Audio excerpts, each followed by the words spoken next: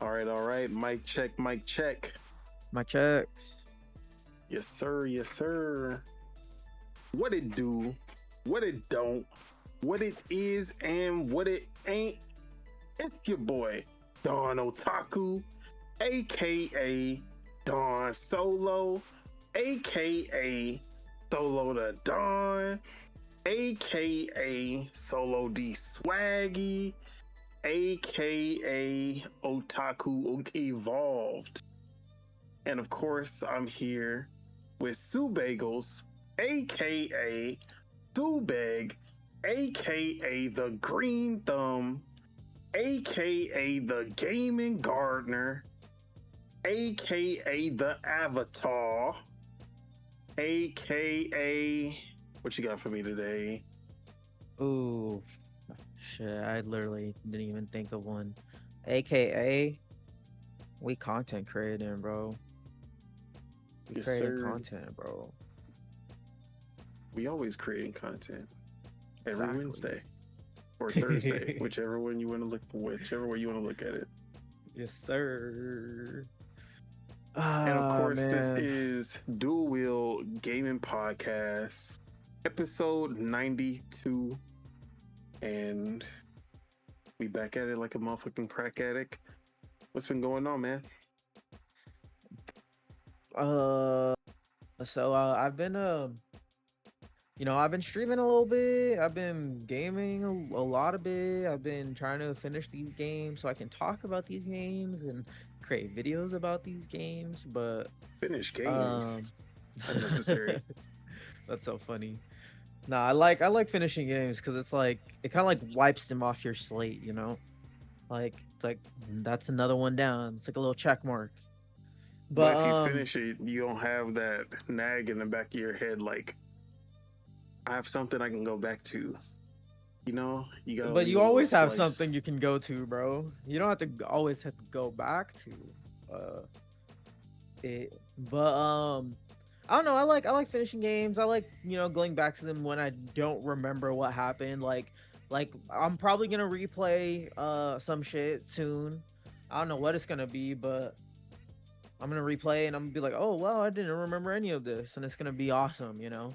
But there's just so much stuff coming out. It's just hard to replay stuff.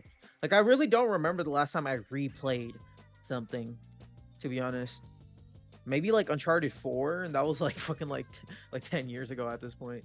I Wait, no, Uncharted 4 came out 10 years ago. I think the last one I replayed was Fire Emblem Awakening, and that was Oh yeah, that was last pretty year. recent. Or Yeah, I the don't beginning of think this I've year, like replayed. December. Yeah. I don't know if I've replayed a game in hella long, bro. All right. Got that. But My dog being mischievous. Do you still have the rats? Oh yeah, of course. Yeah. Or does the dog and the rats fight each other? No, they get along. They get along? Yeah, They don't like whenever. chase each other around and shit? I mean, they're not running around the house. That would be weird. Mm. They would just be getting into shit. Nah, we have them in a cage. But whenever we like take them out, um, the dog is like curious about them. He's always like sniffing them and stuff. Even the cat is kind of like she's tolerant of them, even though sometimes she'll like take a swipe at one of them, but they're just so oblivious to which like they don't understand any kind of danger. They're just like, oh, she wants to play with us by smacking us with her claws. But yeah, they're kind of dumb. Mm. That's funny. Ah, dude, I wish I had like a little animal, bro. Like whether it's a dog or a cat, bro. But it's just hard, bro. But I'm chilling though. Everything's going how it is. Yeah. I mean, it was my birthday yesterday. I fucking Oh man, celebrated that by streaming. happy birthday, bro. Yes, Happy sir. belated. Thank you. I celebrated that by streaming. If the peeps want to check it out, I every time I lost, so I started off by playing chess, and every time I lost, I took a shot. So by the end, and then when I played something, every time I died, I would take a shot. And yeah, I was pretty messed up by the end of the stream, but I can keep my composure when I drink, but it's all good. I was having fun, and yeah, I mean, I started off by playing chess, and as you can tell, like the further I got in, the worse I was getting. It was just funny, cause like I would just make the dumbest moves, and I'm just like, what am I doing here? It's like, but I'm also not used to playing chess where it's like a timer, and I and I take a while to think because I have to like look at the whole board and like I think about every single move sometimes. It's like fuck. But yeah, I was having fun playing chess, and then after I was done playing chess, I played a little bit of Halo. That I that do not. remake. Sorry, go ahead. Huh? I What was gonna happened? say I do not know how to play chess. No, you don't know how to play chess, Like I never, I'm more. I bruh. learned checkers, and like I just grew up playing checkers. I didn't really play Dude, chess I played chess for the first time when I met Cindy, and she bro, I like could teach you, dog.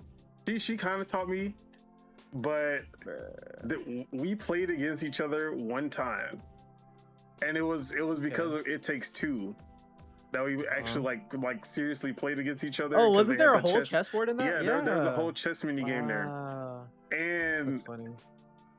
she's like a master. Like she used to play in college and high school, and just like she was doing that shit for real. So I was playing against her, and like I barely knew what I was doing, but I kind of I was using all my video game strategy, my Fire Emblem knowledge. I was like, okay, like I can see the moves. So she was gonna win, but I was stalling. Mm, Joseph. that's unsportsmanlike in chess, bro. You're Hey, not I supposed was to I was stall. I was Joseph Stalin, That's and so funny. and she didn't know that there was a timer, but I did. So like she was also taking a lot of time, but I was just making sure I was taking less time than her. And then I ended up winning because she ran out of time. And Mm. then I told her I'm never playing chess against you ever again. And I'm holding that victory over her head. And every time chess is brought up in any conversation, I just say, oh, you remember that time I beat your ass in chess?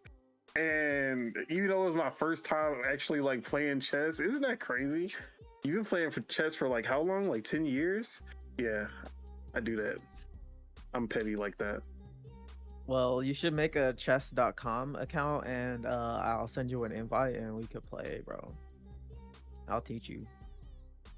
I essentially know the rules at this point. I All right, what just does the like bishop do? yeah. Which one is that? The horse? Is that the horse? That's the knight, bro. Doesn't wait. The So knight. you don't know, bro. See, I The gotta knight's see the horse, pieces. bro. The horse, he be like So what's the going. piece that's furthest to the left on the bottom row? Shit. I don't know how to set that shit up either. Bruh. See, that's what I'm saying. I You know don't the know, pawns, bro. they go forward. Wait. Yeah, pawns go forward. Oh my Um, god. The This bishop, the fucking guy, horse can bruh. go diagonal, something like that. It goes in an L pattern. So it's up. It's either in any directions, it's 2 and then over 1. So it's like you can go right 2 and then go up 1. You can go right 2 and go down 1. And it can jump over pieces too. So that's the only piece in chess that can jump over a piece. But that's not the piece that's furthest to the left. The piece that's furthest to the left is the castle, which just moves either straight or either horizontally or vertically. It doesn't move in diagonals. So the bishop only moves in diagonals. That's the one that I told you. The horse moves in an L pattern. And then the castle moves either straight up or down or left and right. And each side has one of each. And then the queen does everything. She's pretty much the castle, except she doesn't jump over pieces, so she's not like the knight, but she's pretty much like a castle, a bishop, combined into one piece. But yeah, All I that's know pretty is much all the that pieces. you gotta capture the queen. No, you had to you can The use the king? queen. It's the king. You The gotta king. capture, yeah. The It's the queen's same. actually probably the strongest piece on the board. Yeah. Okay. I get the jizz. Yeah, we should play. I mean, I was trying to play with my friends because I was playing yesterday, but no one wanted to play against me, so I just had to play against randos. Maybe I'll run a match real quick while we're talking. No, but yeah, I mean, I was having fun. I've been having fun. Yeah, you said you also play Halo on stream. Yeah. I played like probably an hour of it. Dude, I didn't get no achievements, dog. And I played like 4 missions or 3 missions. They I trying was to getting hold back low-key. on the chivies. I don't know if it's the holding back or my achievements are glitched because I'm pretty sure I completed the because I was looking at the achievement list and I'm pretty sure I completed the mission like 2 or 3 of the missions that have the achievements like tied to them. So I don't know if I have to like go back and do it or if like my account didn't sync up or something like that. They just had a update, so it fixed some things. So maybe the Yeah, achievements is one of them. I'm probably gonna have to do that again. But yeah, I played it on stream. It was pretty smooth, man. I mean, it's Halo It was 1. pretty smooth for an Unreal Engine 5 game. Actually, I'm not even gonna lie, bro. Most Unreal Engine games run pretty good on my PC. So I never really Like, I had don't too many really- issues with UE5 games. I never had the UE5 stutter in like 99% of the games I played. I used to have a lot of problems with it when I was on the other what's it called PC, but on this one I'm chilling. To be honest. TBH. There is one UE5 game that I will talk about that I have problems with though, but Yeah. I'll get into that later. But yeah, anything else you did birthday wise, or you just chilling? Nah, I just did that pretty much. I mean, I ate a bundt cake at the end of the stream. A little bundt cake. I had some ice cream on top of it, which was good. But yeah, I mean, I've just been doing that. I'm going to work tonight, which fucking sucks, but it is what it is. Hopefully one day I don't have to I don't have to go to work anymore and I could just work from home, you know?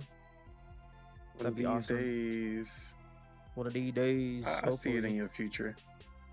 I hope so, man, because I want to do that. I'm tired of fucking slaving my ass out and this fucking bro. The funniest thing is I don't know if I'm pretty sure I complained to you about this, but the site that I have right now, no one wants to do it, bro. No one wants to do the site. So if I wanted the full time there, which I don't, because the site fucking sucks. Like I always have that option because I know how to do it, and also no one wants to do it.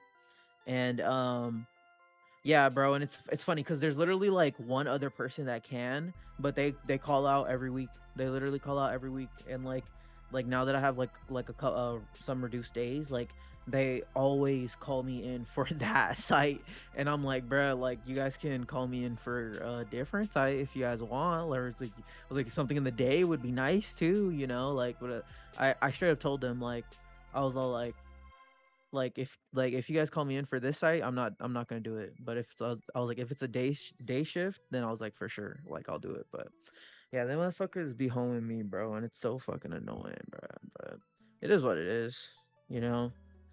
Uh, well, we're figuring it out there too because um I'm pretty sure they have some new sites, so I'm sure I can get something else now if I will ask for it, hopefully. But we'll see. But yeah, I mean, I've applied to like over 200 jobs on fucking Indeed and LinkedIn combined, and it's like all of them are fucking dog shit. So it's like I really gotta find some other like job board or something to to apply like jobs on because I actually think Indeed's getting sued because they have like phantom job sites or something like that. like they're posting like phantom job listings or stuff. Yeah, So that's a problem on all of them now. yeah, I know, dude. And I seen a tweet that was hella funny where it was all like before the scam tweet was all like oh I'm in another country and blah blah blah like I need some money, and now the scam tweets are like remote jobs $18 an hour because those are fucking scams too usually. But yeah, we're still figuring it out though. What about you, man? How are you doing? I've been doing pretty good. A lot Yes, going sir. on right now. So I already told everyone my girl Cindy, she got her master's, and she actually just started her first job out of college. So Nice.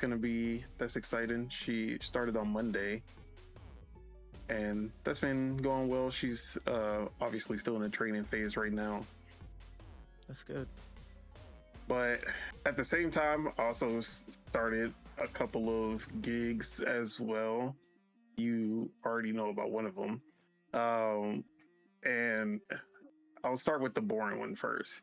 So I started a new remote insurance job. Like I've been doing insurance for a while, but now I've been doing like property and casualty. Now I'm getting into life and health insurance, and I'm about to start uh, selling life insurance remotely, just like in my free time. Not even like an hourly thing. Just setting up appointments and selling life insurance.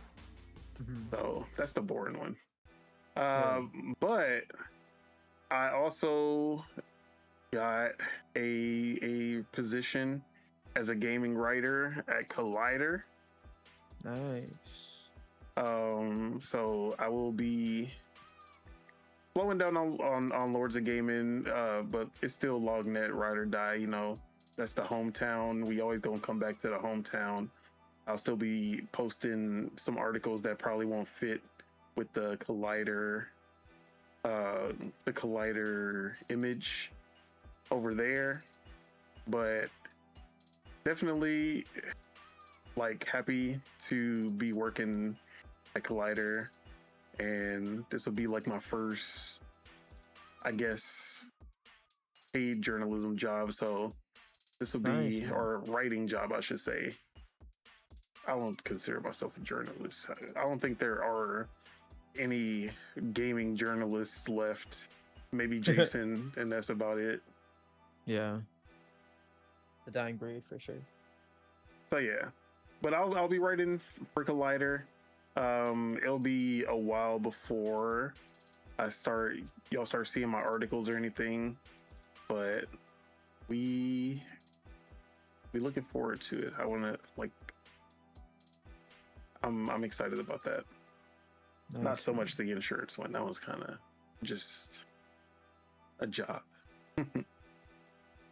So yeah, we'll see how things go with both of those. Nice, man. But other than that, though, just life. And My Hero Academia. We are about to start season 7 of 8, I believe. I think there's 8. Okay. So we in the end game. My Hero is definitely a slow burn. Like it takes a while before you get to the high stakes shit. And it's like season 1, it's like, okay, you get like your first big event at the end. Season 2, same thing. Like it's like season 1 starts off slow, then like at the end you get a big event. Season 2 kind of starts off with the tournament, and then you go into the staying arc, and then it's like, okay, things are really starting to pick up. Season 3, they go full blast. Like you get your first like cataclysmic event, and it's like, oh shit, okay, I see where we headed. And then season 4 kind of slows it down again.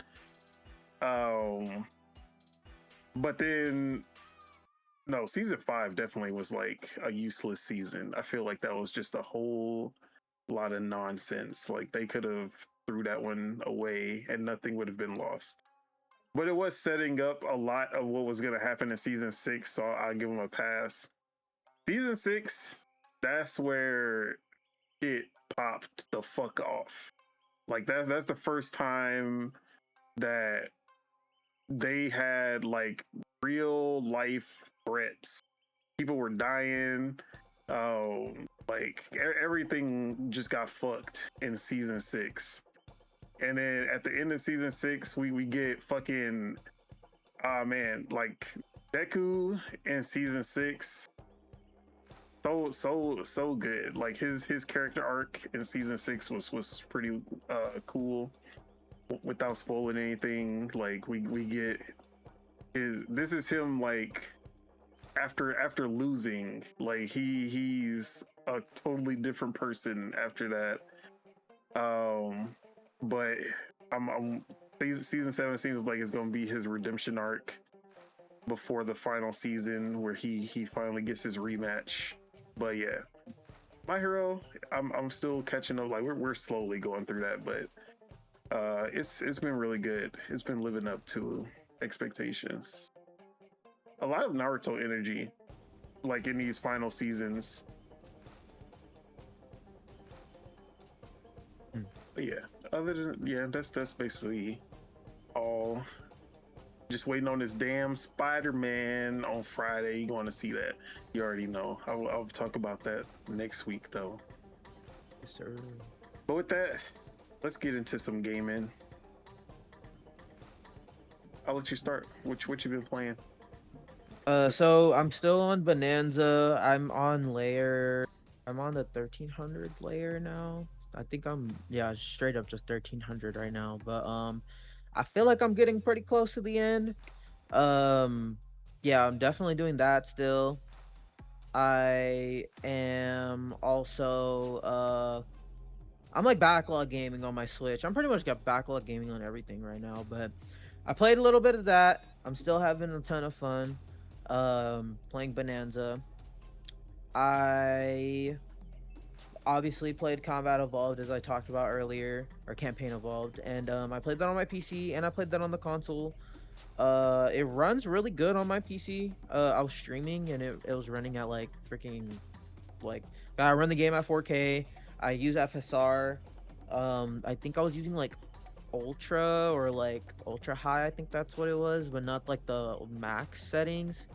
And it was running at like 80 to like 100 frames, so it was like really smooth, really stable for UE5, for sure.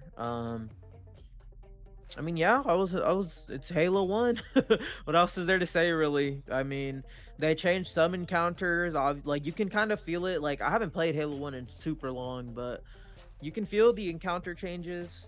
Obviously it kind of does have that UE5 look to it, but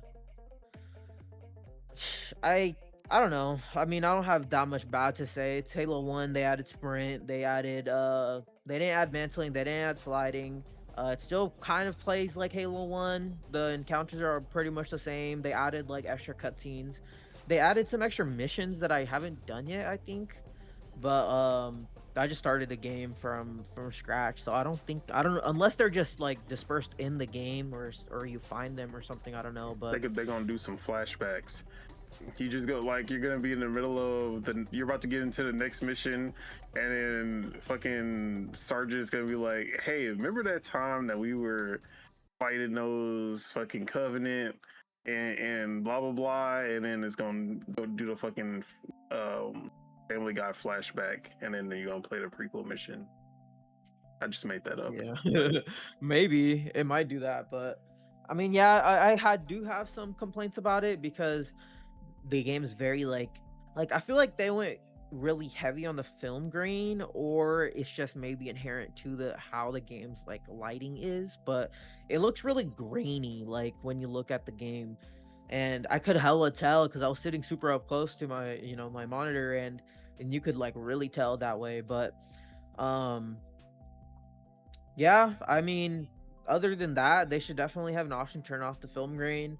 There is an option for motion blur. I think there's no option for chromatic aberration, but I think that's already on like by default. But yeah, I actually enjoyed it for what it was. I didn't want to play it for too long. Like I was kind of getting bored after a while.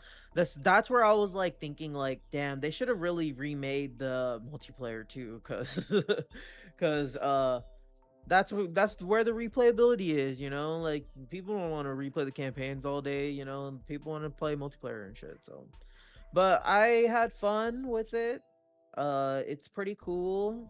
I'm I guess I'm relatively happy that they did it. Hopefully they do Halo 2 and 3 because those are the better ones for sure. Not campaign wise. That's Nah, just I me think though. Halo 2 and 3 campaigns are fire, dude. But But they're not I better just than like the Halo 1. encounters in those campaigns. Like the encounters I in mean, yeah, definitely like Halo 3 has some really cool missions, especially like the Warthog missions. But Halo 1 has the best narrative of the original trilogy mm, and some of the best biomes. yeah, because it is pretty diverse in the biomes too. But I don't know. I just feel like I just have more nostalgia for 2 and 3. So um, hopefully they do those. I actually seen the Digital Foundry video on it, and apparently it does like PSSR really does clean up the game a lot. Which is nice. But yeah, I mean I played that. Played a little bit of Splatoon Raiders as well. I also played that on stream. I had fun playing it, but I only really played like the intro and like 3 missions in, and then I kind of stopped. But I stopped for Bonanza, which is funny. But I really want to like cross off Bonanza off my list. Like I'm excited to do that. I'll be happy to do that for sure. But yeah, I mean I'm having fun with it. I think that's pretty much everything. I played a little bit of Forza. I'm kind of done with it, to be honest. Um, I I don't know. I feel like it's like the formula thing, Like it's pretty much the same thing. You're just kind of doing the same thing as the other Forza games, which is cool. Like it's nice that you can do that, but um and it's beautiful. It's a really beautiful game. It's a very zen game as well. I was joking about it on stream, but I was all like, I play this game for like an hour and like I just get really tired because it's like it's really zen. It's not that it's boring. It's just very zen. But like you can zone out and just vibe to it. But yeah, I mean that's cool. Trying to think. Oh, I got Mecha Chameleon. That's I a saw. that's a game that I got. Yeah, I played a little bit of Mecha Chameleon, which is fun. Um, enjoyed that. And I'm I'm actually really bad at like drawing things on myself. So like I'm in the phase where I'm kind of just doing solid colors. Like I'll just try to find like the darkest corner, I'll like go to like the ceiling or something, and I'll just like try to solid color it, and just hope that no one like looks up. But yeah, I gotta definitely get better at that for sure. But yeah, I enjoyed that. It's definitely jank, and I seen that um if in some of the lobbies, like some of the mods that you download or like the creator DLCs or whatever, like some of them have like viruses, so it's like fuck. I don't want to fuck around and like go into a lobby where I download like a virus or something, you know. But yeah, I was having fun playing that. Um, definitely want to play it more. I want to. Is there a way where you can like copy the texture of something, or you kind of just have to paint the texture? Yeah. No, there's the, or no, not the texture. You can only copy the color. I don't think Oh, just the there's a color, way. right? Yeah, I don't think there's a way to copy texture because you have to Yeah, kind of. They want it to make it a little difficult for you to kind of try to blend the metallic, like the metallicness or the roughness. They want you to do that. Yeah, for sure. But yeah, I liked it. It's definitely some friend slop, but it's like the good kind of friend slop, and it's hella cheap too. It's only like five. I think it's on sale right now for like literally $5. Yeah, it was like $5.09. Yeah, I think that's when I got it. But yeah, that's super dope. I'm happy that I got that because that's like Peak. Even though Peak is still getting updated, which is funny, but unless they did their final update already, but I'm pretty sure it is still getting that like them updates as well. But gotta go back to that Peak one too. Nah, Peak I think just dropped like as a full game. But is there actually? I gotta check now. I'm checking. No, it's just launched as a yeah, not early access. Game. But yeah, just had their peak anniversary last month. That's funny. But yeah, I really like Mecha Chameleon though. It's a really unique idea. It's kind of like Prop Hunt, but you're kind of blending into the environment instead of like definitely evolution of Prop Hunt. Yeah, it's a really unique idea. Yeah, I like it. I like it. But they just updated it too. They just added like new poses, what did they just add? I was like, oh shit. Oh, they added a new body type. New poses, new body type. So you got plump now.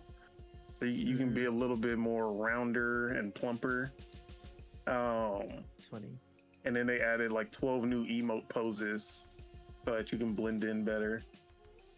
Yeah, I like it. I really do like it. It's a cool game. I'm happy I got it. But yeah, I think that's everything. Like I played like 20 minutes of Tokon, but I don't really have that much more to say about it. Other than it ran smooth, but I'm getting it on console though. I definitely wanted to see how it ran on my PC before I like decided on it, but runs really smooth on the console, and it ran really smooth on my PC. But when I tried to launch it on the LIX, I got the true PC experience because that shit was fucking. It just didn't really work. Like it was like literally like 2 FPS going through like all the menus and stuff too, and I was like, bruh, what is going on? But yeah, definitely a console game for me for that. But yeah, I think that's everything. Played a little bit of Rebirth as well, like maybe like an hour of it. I was having fun trying to just get back into the rhythm of that game. I bought Mina the Hollower on Steam so I can have it on my PC to stream if I ever wanted to do that. No Switch too? I think I have it on Switch too, Oh, but you I already just had it on bought there. it I bought it on PC, and so I can also play it on the Ally as well, so I can have a game for that which is nice. Always got to support the indie devs, you know. But I think they're chilling though. I was actually looking at the reviews for Mina the Hollower on Steam, and they're actually like there is some really negative reviews on the game, which I'm surprised to see. But was it about Yeah, difficulty? not even difficulty. It's just like random stuff like saying like they didn't like the burrowing mechanic where it's like it's not really like a jump, but it's like you gotta burrow to jump, you know. That's like the best part. I know that's an it's an interesting wrinkle. Some people were saying that, some people were saying like it is hard. Obviously people were complaining about the difficulty. People are saying like it feels like very like Souls inspired, and then some people were saying like it's a janky to do like platforming in like a 2D plane, you know, or like a top down 2D plane. But I really enjoy like the type of game that Mina is, at least from the demos that I played. So I'm excited to play it. But I actually have 2 of those games on Steam. A review right now. Yeah, is A it saying that negative it's hard? one. They say I absolutely hated the combat in this game. I went in hoping Combat? for a top-down Zelda-like Link to the Past or something of the sort, and I got Timu Bloodborne / Souls. Except in Souls games, I could dodge roll and block / parry, and had 360 degrees of movement and attacking. Mina swings in the 4 cardinal directions while enemies can attack you from literally anywhere. Mina swing. Wait, I already said that. They can literally attack you from anywhere, are insanely fast while she's insanely slow, and she has next to no tools in her base kit to really help with any of it. Burrowing your dodge, so to speak, is awkward. It has an insane delay. I cannot get used to it in 26 hours of play, and some stuff can still hit you underground anyway. This is on top of enemies also doing contact damage, something else that doesn't exist in Souls. Healing has Bloodborne's blood vial system, blah blah blah. Okay, then he says platforming in a top-down game sucks. It's never good. Hey, It's not very good that might have been here. the one that I The read, controls, especially Burrow, which is also a platforming tool, are not snappy enough for the pixel-perfect platforming this game demands of you at times. Most of it is passable at best, but some sections like inside the Monster and Bone Beach and auto-scrolling sections are completely egregious. And I feel like it's almost mandatory to always have the spike shield sidearm on you at all times just to mitigate some of the awful platforming sections. Alright, then he says the difficulty curve. Game starts off insanely punishing, and since you have no direction on where to really go, you'll wind up in areas you really shouldn't be in yet at times. I'm not quite sure why they made the game so open-ended when there is clearly an intended order to complete generators considering how strong enemies can get. Mid-game, you'll be face tanking everything, including bosses with enough level ups and upgrades to your cloak. Yeah, he was not having a good time. But he praised the exploration, the music, and the graphics. Yeah. I actually think that game's Steam reviews are relatively honest. Where it's like some games Steam reviews are really dishonest, but and some games are really very honest. But I also noticed that like the user reviews for that game are a lot lower than the critics reviews. Like how the critics like what's it called? Yeah. Usually when you see a game at like a 90 something on OpenCritic and Metacritic, especially an indie game, you're gonna see overwhelmingly positive on Steam. But this is one of the games that isn't. Yeah, it's very positive, but like Peak is overwhelmingly positive. One more time. Peak is overwhelmingly positive. Peak, but did that game get scored really good or? It was like an 83. But yeah, I'm excited to play Mina. It was fun as fuck in the demo, so I'm super excited to play the full game. I also really want to get to. There's a ton of stuff I need to get to, bro. Like, oh, there's like a little gnat flying. I want to get into Like a Dragon Infinite Wealth. I really want to play that before Stranger Than Heaven comes out, because I feel like they're gonna drop 2 big games next year. I'm pretty sure the next Like a Dragon is gonna be next year, but I definitely want to get to that. But Stranger Than Heaven is the next Like a Dragon. No, I'm talking about like the next Infinite, like the sequel to Infinite Wealth. Yeah. Is what I'm saying. But imagine they do that, like Kiryu just fucking shows up at the end of that game. No, but I definitely want to. He gonna show up like Dom at the end of Fast and the Furious Tokyo Drift. Is like, bro, what the fuck are you doing here? That's funny. But yeah, I really want to play Infinite Wealth. Definitely want to cross that off of my list of games, but that's gonna be a long one too, because it's probably gonna be like 50+ hours, and it's like fuck.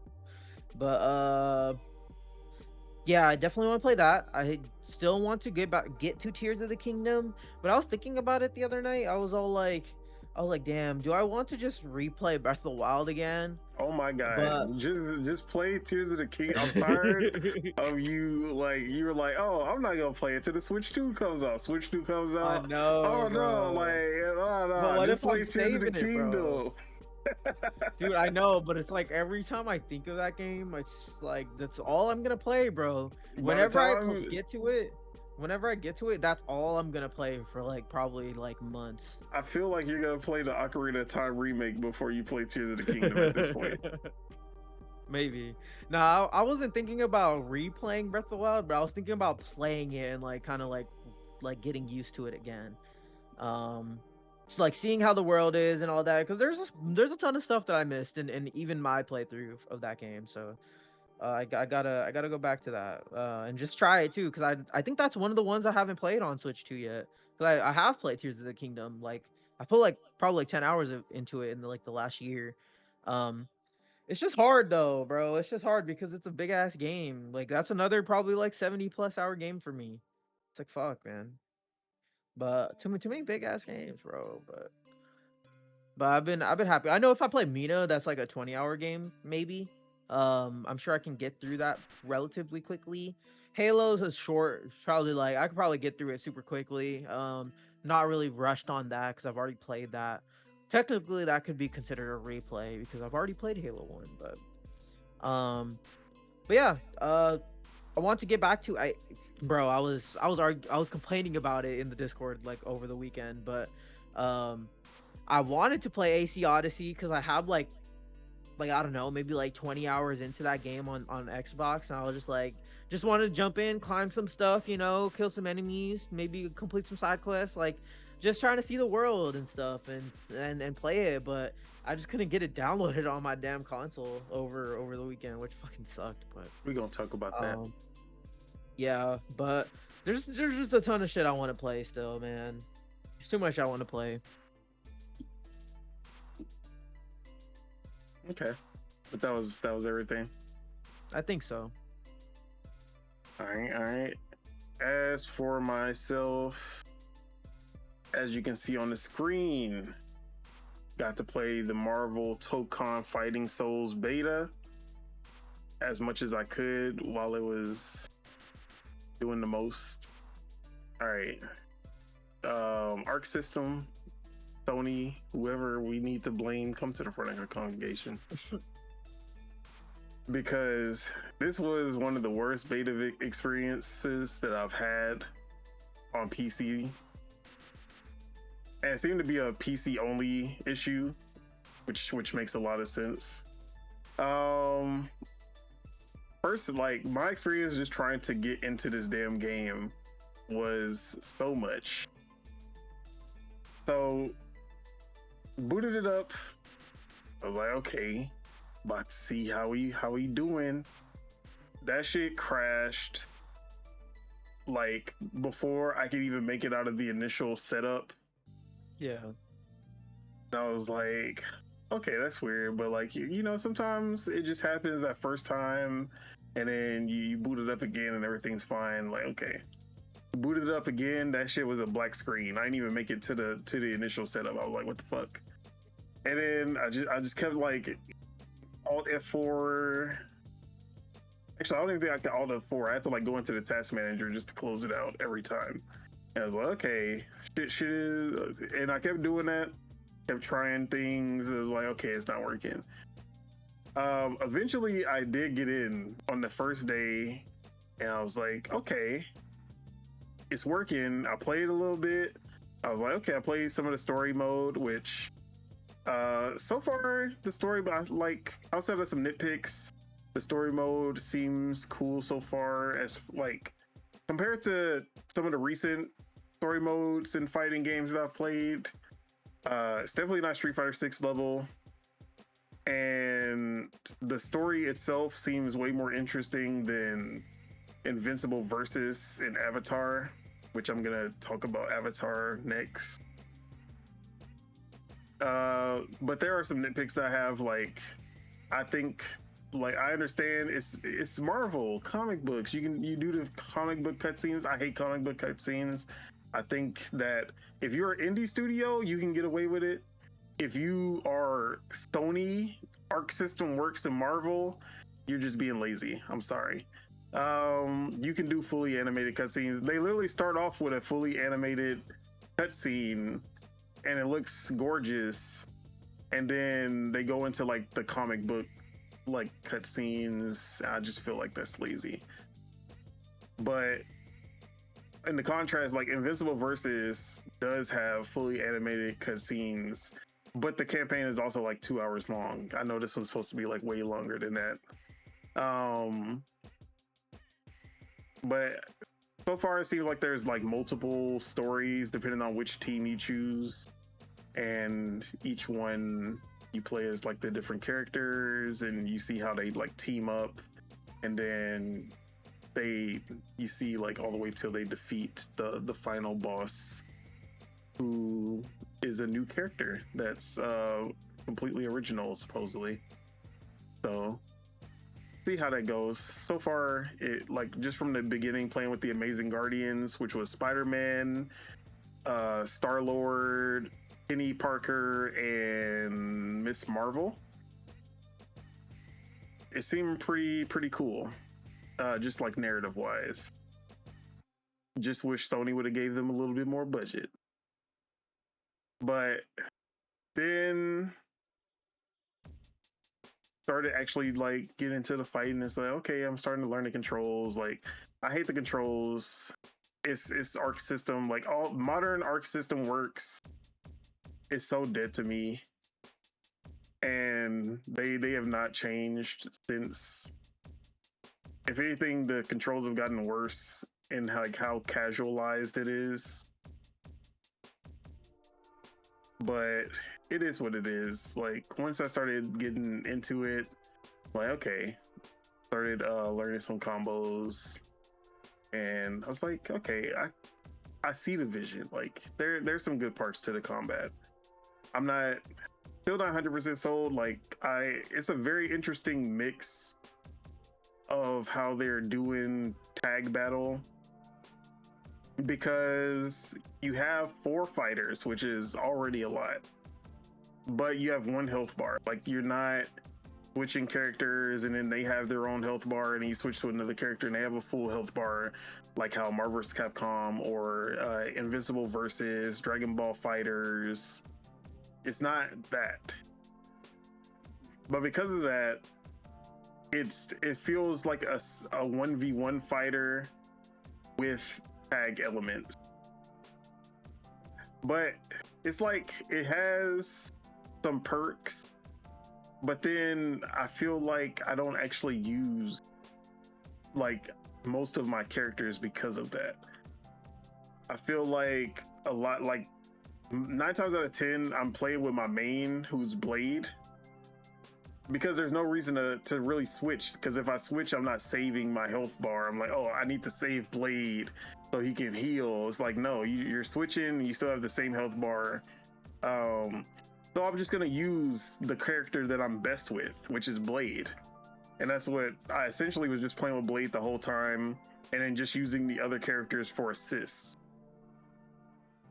And that was kind of just how everything played out. And it seemed like that's every fight was like that. Like, whenever I played against somebody else, I was playing against their main character, whether it was Wolverine, Iron Man.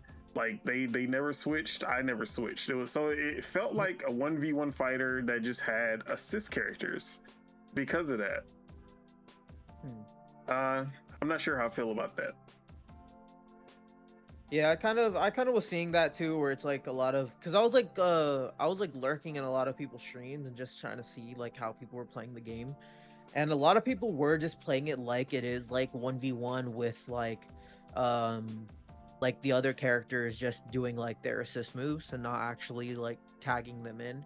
But I noticed though the best people that were playing the best technically at Tokon, they were switching between their characters, and yeah, like they were getting like 60-70 hit combos and shit, and I was all like, holy shit. But yeah, if you're like, that's the only time I was really switching, is when you do the combos into another character and then they do their combo and then you switch to another character.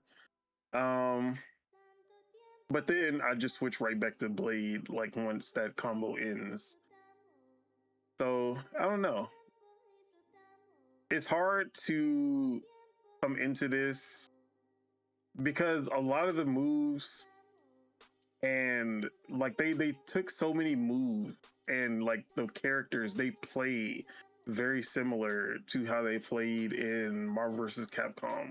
When I play with Captain America, it like he literally has all of the same moves except for like the trick shot.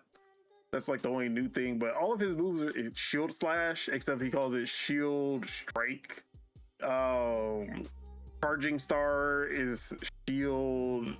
I forget, he just basically changes the names of all the moves. Even his like XYB combo is very similar to what it is in Marvel vs. Capcom 3. So I'm like, okay, like when I play it, I'm like, damn, it has so many similarities, but then it's just so like the little things change up, and then it just kind of like it irks me because it's not the same, but it's the same, but it's not the same. So it would take me a while to really get used to it. Yeah, I get what you're saying. But it's not a bad game. Like there are definitely like presentation is really good. The characters art, like the art style is really good. The character models are really cool. I do think I like that there's actual like voice acting in the comic panels. That's nice. Yeah, the voice panels are at least completely voice acted. And then I do think like some of the transitions aren't really creative when you like hit them through the wall, and then they do like you go to the next part of the stage. I feel like they didn't really capitalize on that compared to something like Dead or Alive, where it's like super intricate, or even Dragon Ball FighterZ like goes way more in depth with when you hit somebody through the wall and you do the stage transition. But overall, I think it's pretty solid fighter. I could see it being, I just don't know how well it's gonna do in the competitive scene, or like how long it'll last competitively. But I do feel like a lot of casuals are gonna pick this up because it is very casual friendly. And it's Marvel, so that also helps. Yeah, for sure. But that was not the only fighting game that I've been playing the last week. Shout out to... I don't even want to shout out Paramount. Shout out to... I forget the name of the actual studio. But I'm definitely not going to shout out Paramount. Shout out to PM Studios. That's who it is. PM Studios, Avatar Legends, the fighting game. Played a lot of the beta, and now I am playing the full game. And basically, my same, like every thought that I had from the beta still holds up. Except I did get a chance to play the story mode, and boy, this shit sucks. Like Jesus Christ. Yeah. Oh no. I mean, it's an indie game. Like, I'm not expecting them to have fucking AAA budget to really have a really cool, like fully animated cutscenes and shit like that. But even narrative, like I don't even care about what's happening. As soon as I saw what it was, I was like, oh yeah, this that bullshit. I can already, like, this is about to be some bullshit, just like Invincible Versus. Just some fucking useless side quest shit.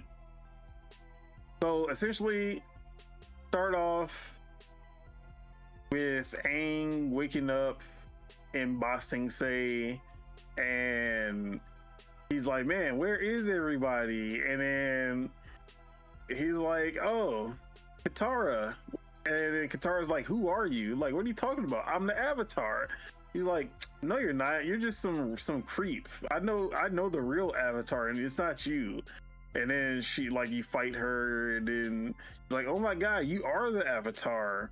Like, well, that means that there's two avatars. Let me take you to the other one. And then it's Kiyoshi. Kiyoshi is here and she's alive. And like, what's going on? And then like it's one of those alternate timeline, like alternate reality. Oh, someone changed the realities, and Aang's the only one who remembers the actual timeline, and now he has to like gather everyone together to figure out what's going on. And then it's like, oh, so someone's attacking Ba Sing Se. Oh no, she's here to conquer Ba Sing Se, and it's fucking Toph. And like Toph is a villain who's trying to conquer all of the Earth Kingdom. It's a whole thing. I'm just like, bro, get the shit out of my face immediately. And it doesn't help that like the fucking cutscenes are super low budget. At least they're voiced, but it's literally just like your sprites just like standing there talking. It's not good. Definitely would not recommend, even if you're an Avatar fan, I would not recommend you buying this game just to play the story mode. 100% it's a no. But a good thing is that I would buy Tokon just for the story. If I would recommend buying it just for the story. But like this game, hell no. But it's a really good fighting game, so that kind of makes up for that. At the end of the day, the thing that you're going to be playing the most is the fighting game aspect, and this game does it really good. Like I've said before, the flow system is amazing. Like that's one of my favorite fighting game mechanics in a while, like new fighting game mechanics in a long time. They did a really good job with it. Essentially works as your traversal, like your speedy traversal, either to escape, to get closer to your enemy, or it works as a really cool dodge system that just looks super flashy when you pull it off right. But the hand-drawn animations on the Abare engine, shout out to the Abare engine. We don't fuck that UE5 shit, bro. It's all about that Abare. No, I'm just kidding. But yeah, proprietary engine, and it runs really well. It looks good. But we gotta come for you niggas too. You thought you was just gonna get all the praise. No. These guys, I'm not gonna blame PM Studios.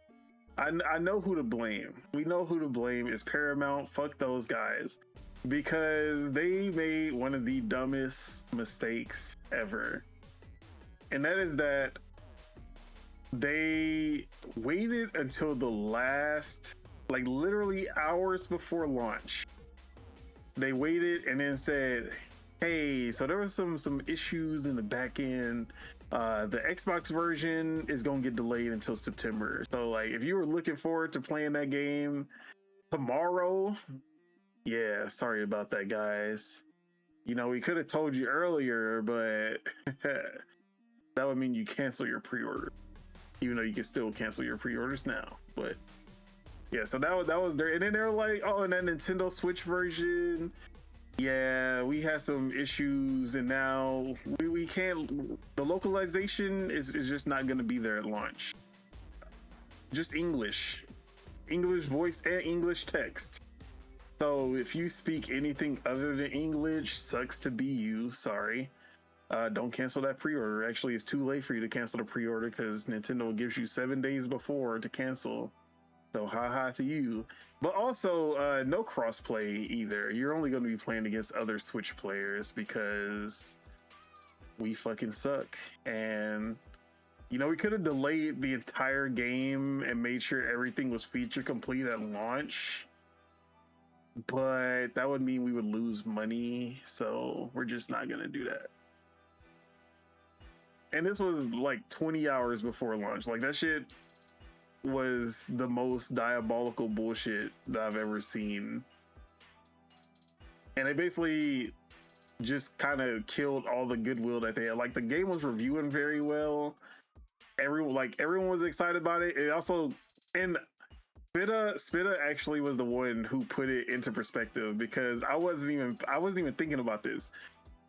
The reason that they had to launch it now, and that they were going to sacrifice these two platforms to do this, is because of the damn Avatar movie.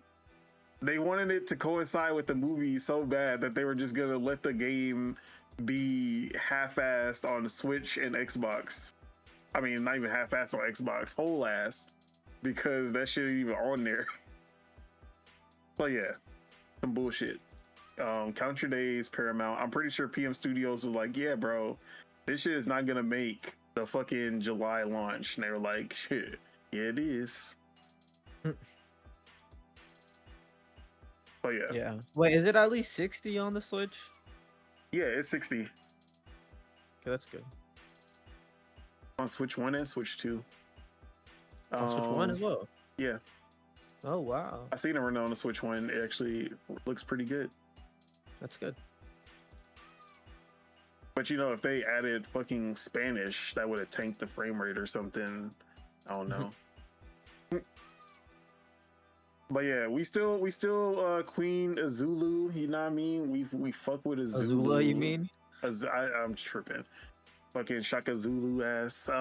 We fuck with Azula. We fuck with Korra. Those are my two that we've been rocking with. Nice. But when I get I'm pretty solid with Azula. So when I be watching them, I switch to Korra to give them a better chance. Although I started getting pretty good with Korra too, and I was like, hold on, I might be actually better with Korra. Not gonna lie. But we not gonna do no kind of Korra slander. Like I'm playing with Korra just to wash all the Korra haters. Because I know I'm playing against some Avatar fans who are like, Korra, yeah, I'm about to wash your ass with Korra now, just for that. You seen the new trailer for the new season of Avatar, the new book? No, I actually haven't seen any trailers. Yeah, so they put out a teaser for the new Avatar with the twins, and they even the Avatar creators are already trying to start some Korra slander right out the gate. I was like, nah, bro, not like this. The shit starts off with Korra was the Avatar who destroyed everything. I'm like, oh man, not them starting off with fucking Korra slander like this. This is crazy. We will not stand for any Korra slander. She did nothing wrong.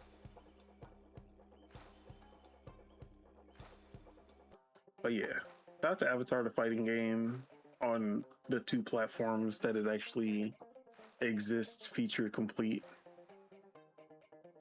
They need to get that shit situated.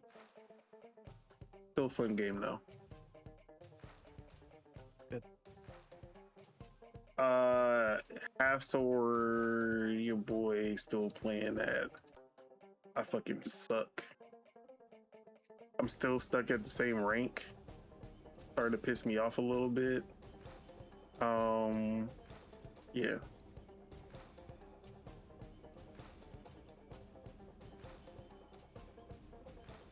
Pal World, we still palling around. I got like 3 bases. I'm level 20. No, I'm like level 35 now. Level 35. And nothing new to say there. I'm not gonna go into it. It's still fun. We still grinding it out. And yeah, that's it. Oh no, that's not it. I almost forgot. Splatoon. Gotta talk about the highest rated user score Nintendo game on Metacritic. Splatoon Raiders. I actually found that out today, that Splatoon Raiders has the highest user score of any Nintendo game on Metacritic. Pretty crazy. But feel like a lot of people were sleeping on this game until like all the word of mouth started to get around, and then now a lot of people are like, hold on, I didn't know it was all this. And now I see a lot more people jumping into Splatoon Raiders, even like people who didn't play Splatoon just because it wasn't, they didn't like the PvP focus, but this is more up their alley. But Splatoon Raiders, okay, we got to play, and yeah, bro, this is the definitive. Like, if you played the Splatoon 1 through 3 campaigns, they were fun. They were like nice little tutorials to kind of get you into Splatoon, but they were never anything that you can compare to a Mario. I won't even say Mario Zelda. You can't even compare them to like a Kirby, a Yoshi, a fucking, I don't even know what other like B tier campaign, Wario Land, Wario, they were kind of, they did their job and they got out there. They were pretty quick, simple, nothing too mind blowing when it comes to like using the mechanics or anything. Just did his job, and then you get out of there. You go to multiplayer. You go to the PvP. Also, no co-op, which is, I always said, why the fuck aren't any of these campaigns co-op? Don't make any sense. Splatoon Raiders takes the gameplay of Splatoon and actually really goes in depth with all of those mechanics and gives you a lot of new tools that add a lot more like traversal and even like combat ability with the gadgets.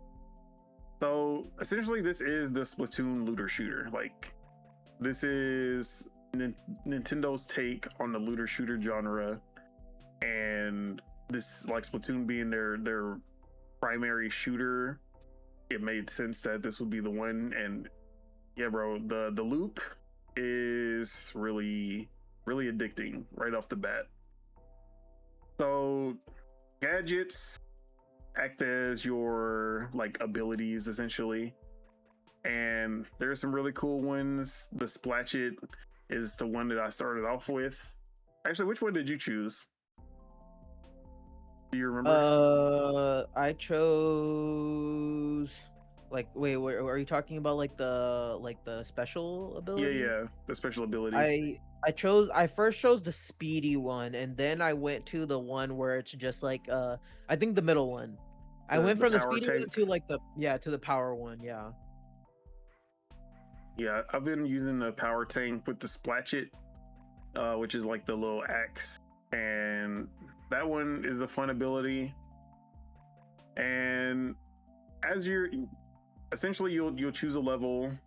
Each level has their own objectives. Sometimes it'll just be, oh, you need to just hit these spiralite crystals, and then you just keep on going from one to the next one to the next one until you get to the end, and then you just mine all of the spiralite. And then sometimes it'll be a raid where you have to defeat, or you have to collect power eggs, which you collect power eggs by defeating enemies. So essentially you have to defeat a certain number of enemies before time runs out. And then you move on to the next sub level, which gave like Donkey Kong Bonanza energy when it's like digging down into the other sub levels. I was like, this looks exactly like Donkey Kong Bonanza sub levels. Yeah, it low-key does.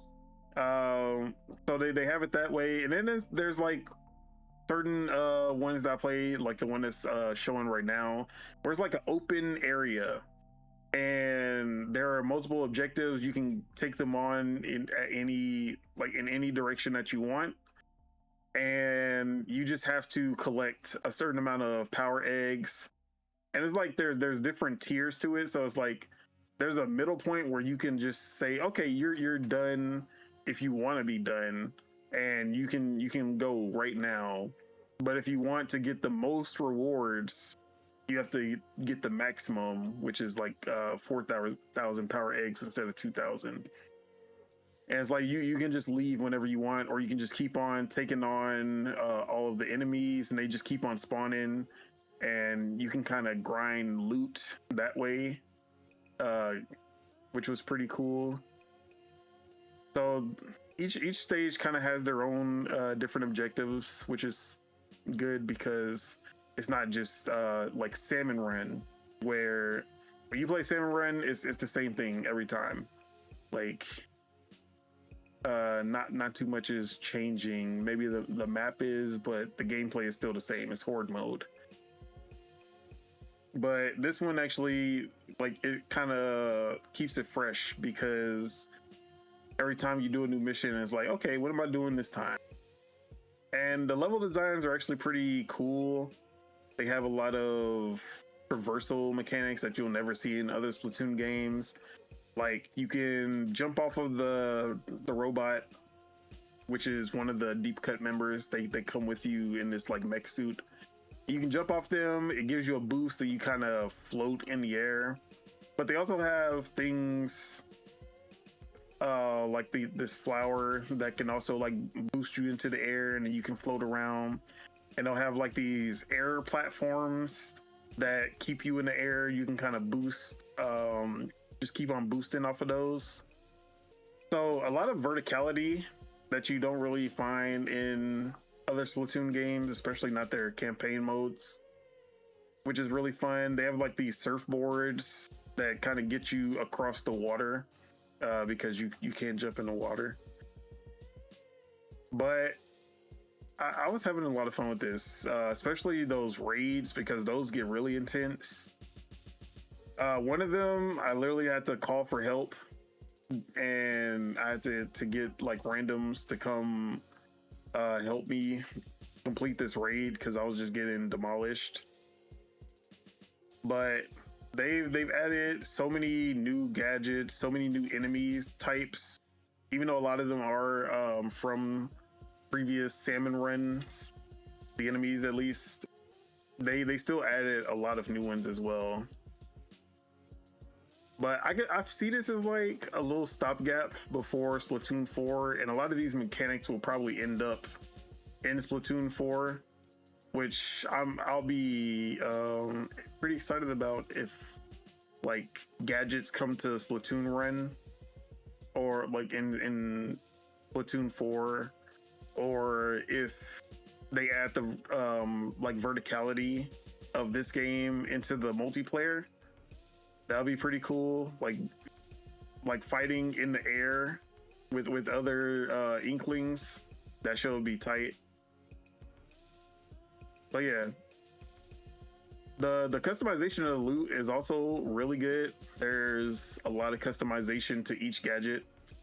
So you essentially have like a point allocation system, and then each upgrade has a certain amount of points that it takes, and you just add as many as you can before you run out of points.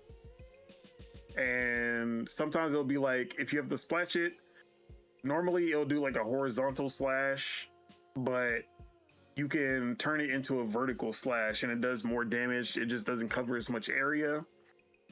And then it'll be like more splash damage, more damage on the actual like charge attack. And then you can also have more damage on the actual slash that happens afterwards. So it seems like there's some pretty good customization. Like, you're always getting new gear, you're always getting new weapons, you're always getting new upgrades and materials to upgrade the base. At your hub area, you can like talk to Deep Cut, and they always have like new dialogue. There's a crane game mini game at the hub where you can just use the crane to like collect boxes, and then the boxes have like gear and Spirulite in there. There's also like arcade games that you can play, kind of like the loading screen from like Splatoon 1. but they just have those that you can just go to the hub and play. So yeah, they've packed a lot into this game. Shout out to Dab or Dob. I actually don't know how to say his name. I just call him Dab. But from the Lord to Gaming chat, he said that he was able to beat it about 25 hours, which is pretty solid. That he did a lot of the side content, but not all of it. So probably can get another 5 hours if you 100% it. But I feel like that's a pretty solid time for this kind of game. Outrider, I'm getting Outriders energy. I said that before, like even before, because it's like they wouldn't say that's a looter shooter outright, but it gave me Outriders energy, where it's like it's not trying to be this live service, always like forever going game, but it's giving you that looter shooter feel with just a complete story. You complete it, and then you say, okay, I'm done. Like, let's move on. Mm-hmm. And maybe they will keep updating it with new missions and new gear and stuff like that later. But it's good to just have a game. Like, the looter shooter genre is always these live service games, and sometimes you don't want a live service game, but you want a looter shooter, or you want a looter shooter that isn't 100 hours, like 50, 60 hours like Borderlands. And yeah, this feels that niche for sure. You know, what's it called? People Can Fly didn't want to give us Outriders 2. Nintendo said, we got you, fam. Bungie don't want to give us Destiny 3. Yeah, Destiny 3. Randy Pitchford is flopping on Borderlands right now. Still can't even run that shit on a high-end PC. Exactly. Yeah, man. Shout out to Splatoon Raiders. Shout out to Nintendo. I want Nintendo to just do more of these like popular genres that they normally don't touch, because when they do it, they always bring something new to the table. Oh yeah. Like, I want to see a Nintendo like action RPG, like a Diablo clone from Nintendo. Something like that would probably be cool as hell.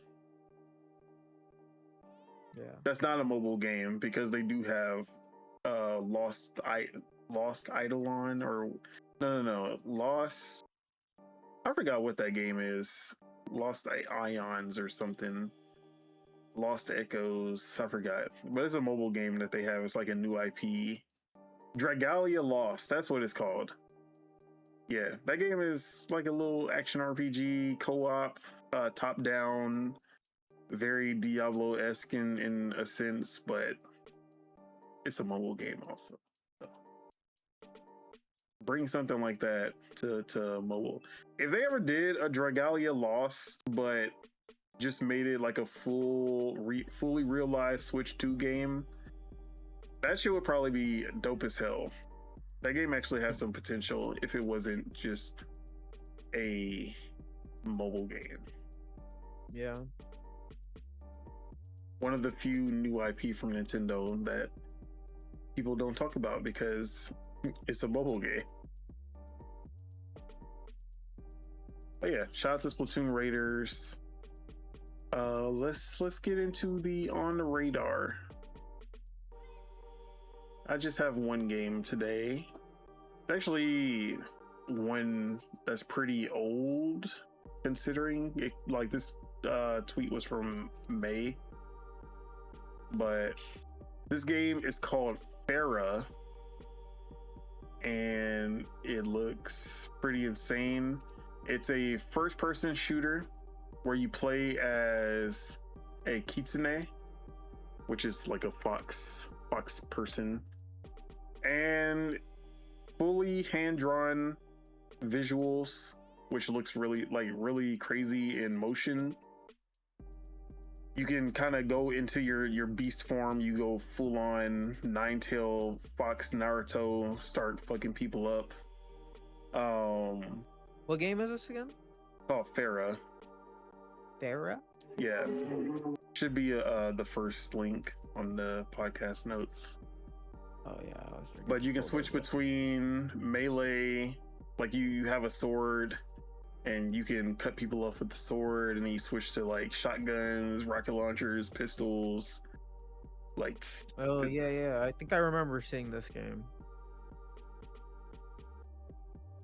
Maybe a game something like this. This actually looks cool. Yeah, and I like how they have the, like, you can see her in the corner. It's kind of like Doom, where they have like the picture of the character at the bottom, so you can see his reactions. But you just like see her in the top left corner, and as you're like attacking, she's like making faces. As she gets hit, she's making different faces. When she transforms, you can see her form change. But this is a really cool style with a really cool idea to it.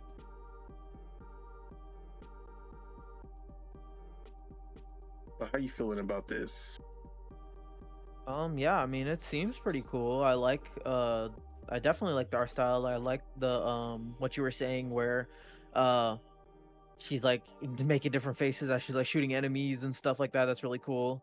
I just feel like I've seen, I don't know, something about this game is just striking me as familiar, but Yes, I guess I this like how game it's been on Twitter for a while, because this was from May, and I remember seeing it, and I forgot to actually make it on the radar, and it came back, and I was like, oh shit, I remember this shit. So yeah, like yeah, now I'm definitely gonna make it. This looks cool. This looks cool though. I dig it. I dig it.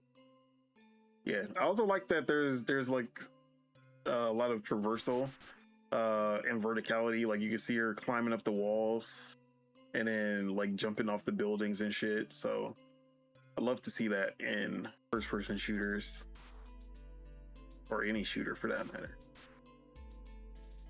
or any game for that matter. So yeah, that is Farah, Ferra. I wonder if you can wish list. I don't remember seeing any kind of wish list information, but definitely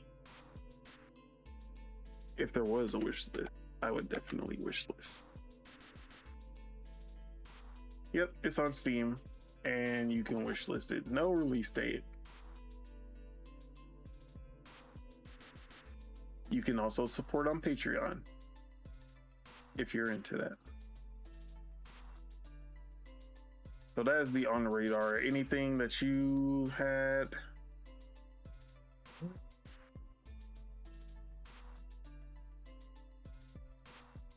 Nah, I don't think so.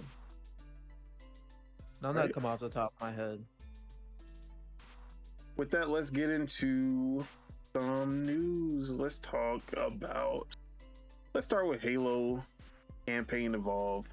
I didn't get a chance to check it out. Like, I've been waiting on a good time for me and Spitta to jump in. I think Ace also wanted to play. But we got the Circana. You know, Circana love to come out here with their data. We love that Circana data, you know, when it's convenient. But they had the rankings, the engagement tracker for Halo Campaign Evolved as of July 28th, which was the day that it released for everybody. It was 4th on Xbox. It came in 14th on Steam and 29th on PlayStation.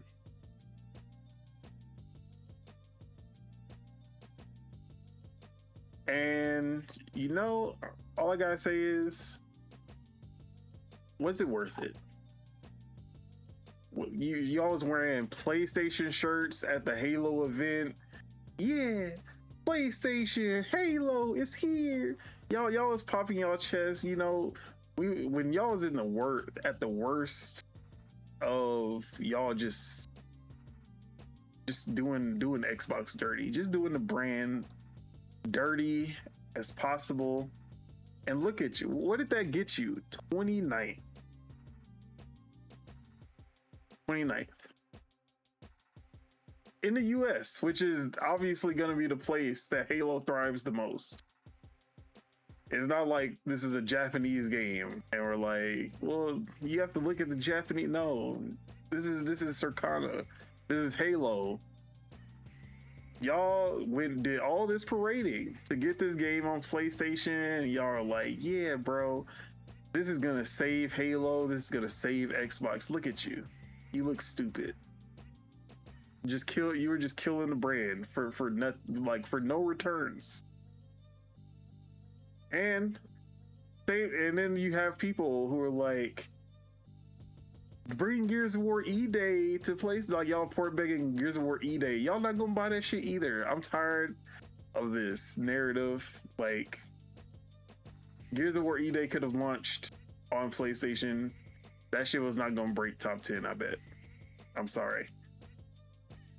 This show, y'all got Halo on PlayStation. The sin that y'all were waiting for. Look at you.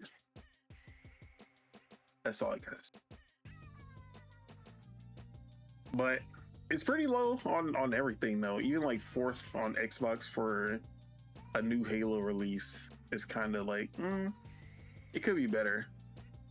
I don't feel like it's a quality thing. Maybe if it had multiplayer, it would have definitely hit higher metrics. Missing, bro. I definitely think that's what's missing. Like, I don't think the quality of the remake is in question. It's more, it is just Halo again.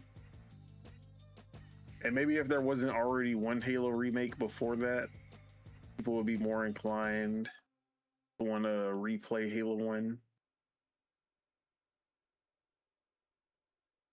But I did think that at least like it being on PlayStation, people were like, well, we don't have Halo Master Chief Collection. At least on Xbox and Steam, they have Halo Master Chief Collection. I thought PlayStation guys were like, well, we don't have Halo Master Chief Collection, so this will be the only Halo I can play on PS5. But that didn't really do anything either. So I want Asha to look at these numbers and be like, yeah, we never bring in another Halo game to PlayStation again. Gears of War E-Day, I feel more safe with keeping it off PlayStation. Clockwork, definitely never going over there. You know, we might as well take Fable off right now. Just call it. No Fable on PlayStation. Just call it. Just do it, Asha. But what do you make of these numbers? So what is it like? It's like 8th on or 4th on Xbox? Yeah, 4th on Xbox, 14th on Steam, and 29th on PlayStation. Let me see his tweet. So 4th on Xbox means 8% of the total actives. 14th on Steam means 2% of the total actives, and 29th on PlayStation means 1% of the total actives.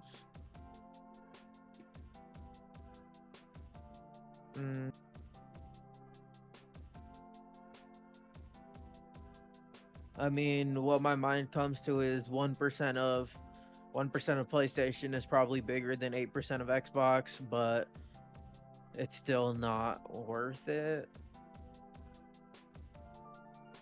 Let me see. I was gonna see the Steam DB parts for I think Campaign Steam Evolve. DB. I seen it on Steam. I think it like peaked at like 25,000 or something like that. Okay. Not the best, not the worst. Yeah.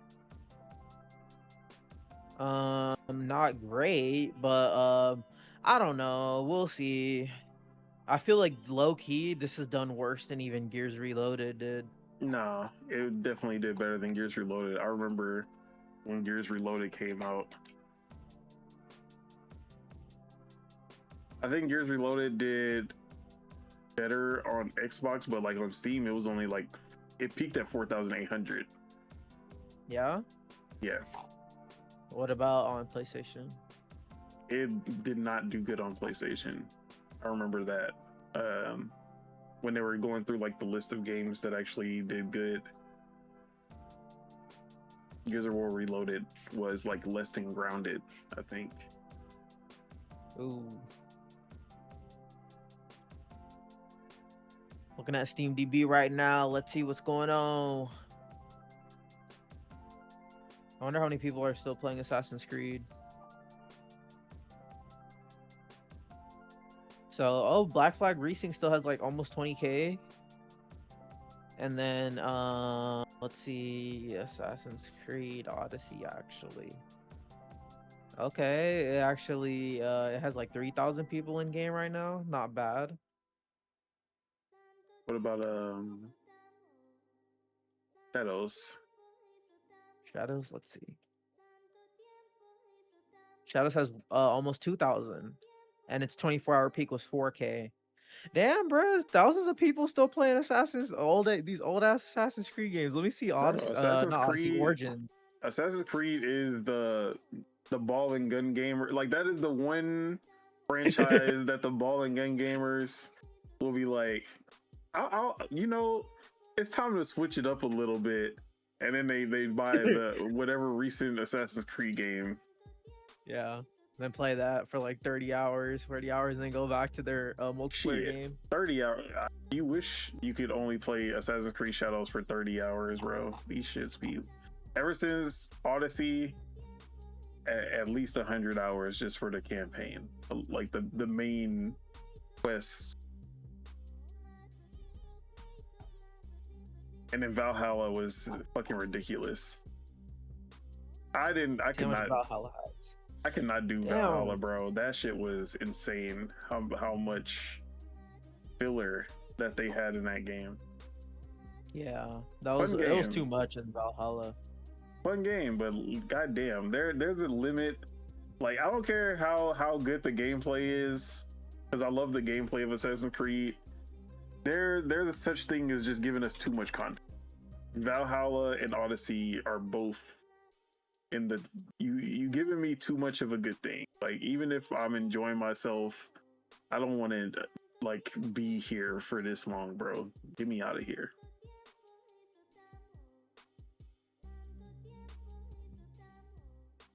How much did Valhalla have? Like at 1,600. Okay, that's also not pretty bad. Like I'm actually bro, I'm not surprised. They all have around 1,000. Yeah.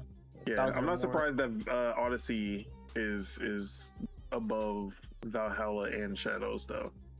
Me neither. I feel like a lot of people like still hold Odyssey as the best of the RPG series. What about Origins though? Origins, I think it's at like 900. Okay. Yeah.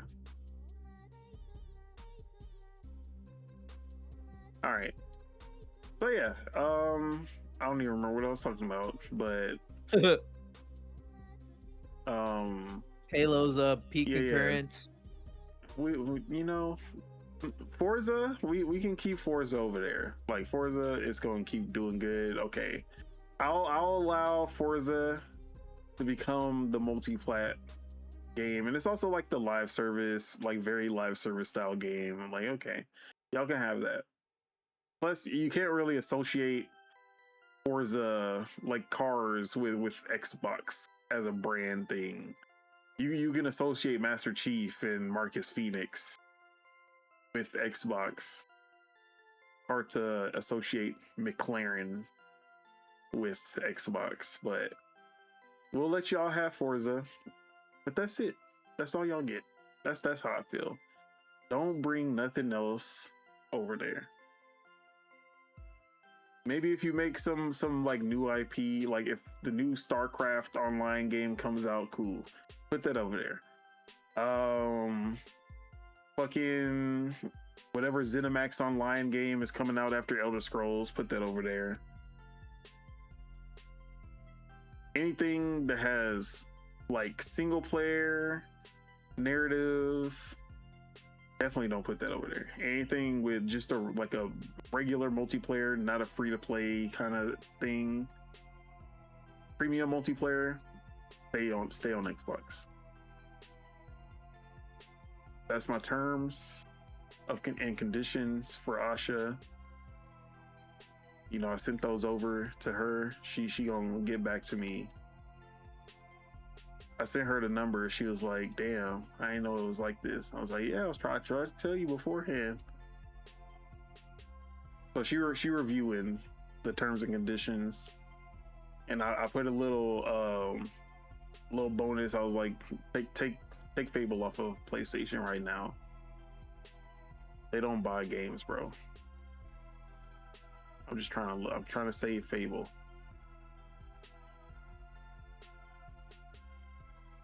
But I do feel like there are some caveats to why this game didn't sell on PlayStation, as I'm joking around. But I do feel like even if you did keep the multiplayer in, I still feel like you wouldn't have done that much better on PlayStation. I still feel like it would be last place compared to Steam and Xbox. But I do feel like it's doing okay. I feel like it probably broke 1 million in the first month. I mean, I think it will probably break 1 million in the first week. But then I think it's going to kind of stagnate after that first week.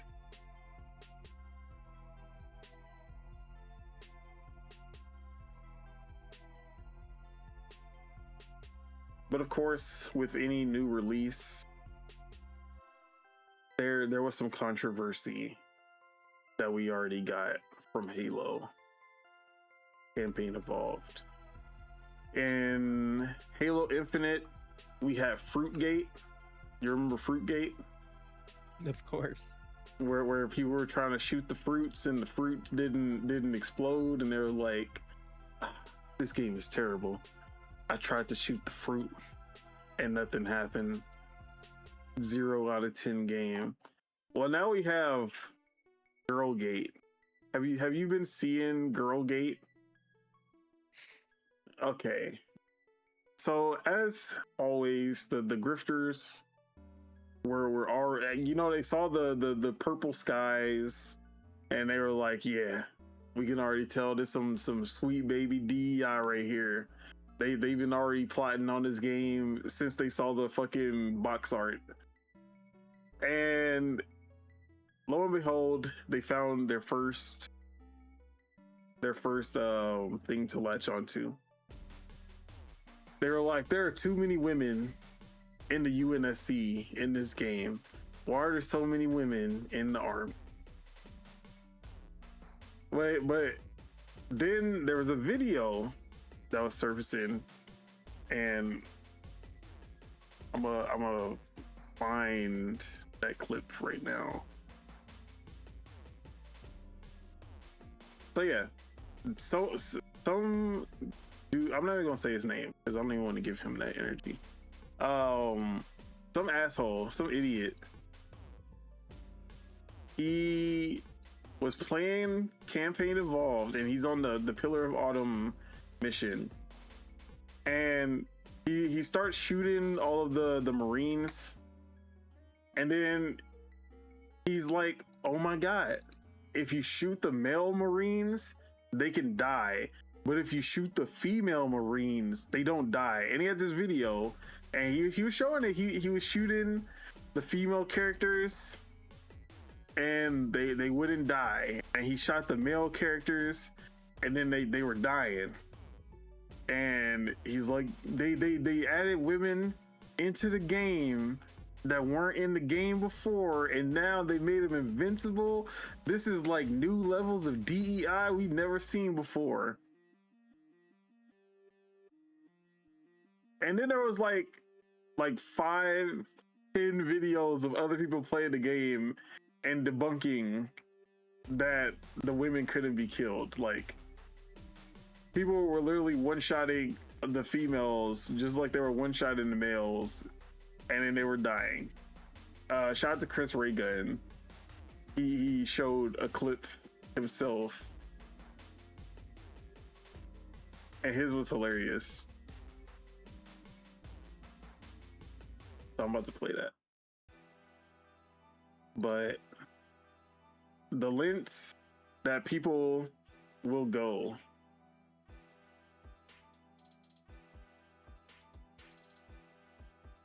Pretty fucking wild, man. No, it was funny because in my stream, I was literally like trying to hate. I really was. I really was trying to hate. I really was, bro. But then eventually, I was just like, yeah, this is Halo. I was like, it feels like Halo. It looks like Halo. Sounds like Halo. It's Halo. It's just funny though.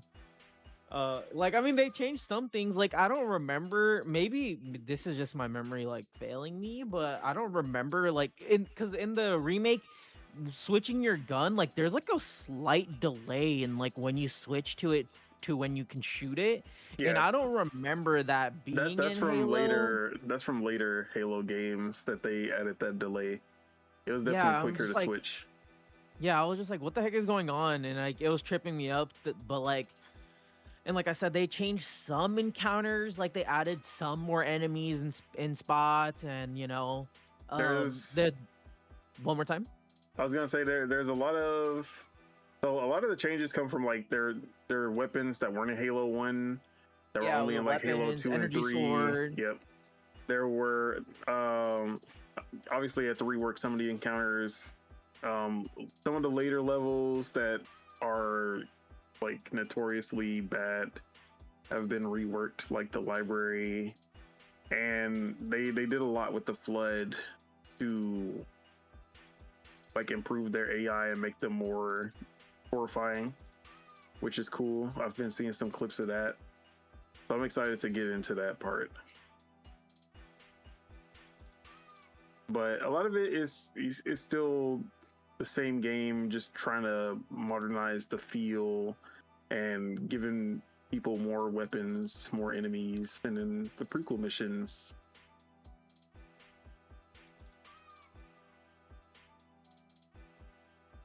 But I feel like they didn't change anything that would be like crazy.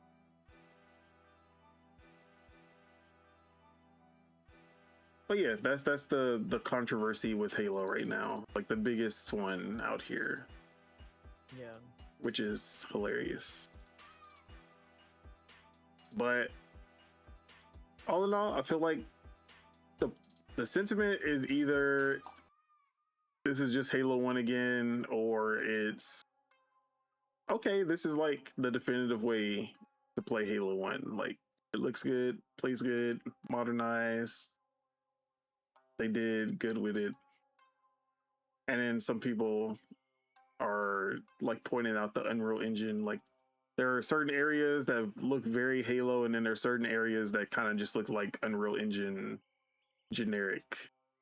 I can see that also, especially like the open grassy areas. It does have that Unreal Engine feel. But then it's like when you're in those like flood, like the flood infested places, when you're inside of some of the ships, you do get more of that Halo feel to it. So this being a transition into using Unreal, hopefully they kind of start to get their own, like they get the style like even more into the Halo territory as they work on the next game, which we don't know when that's going to be because they keep canceling projects left and right. But you could tell this was like the test game while they work on the new game, just get a feel for Unreal, and hopefully we don't have too much longer before the next game. And hopefully it's not Halo 2 campaign evolved. I will kill them if they do that shit.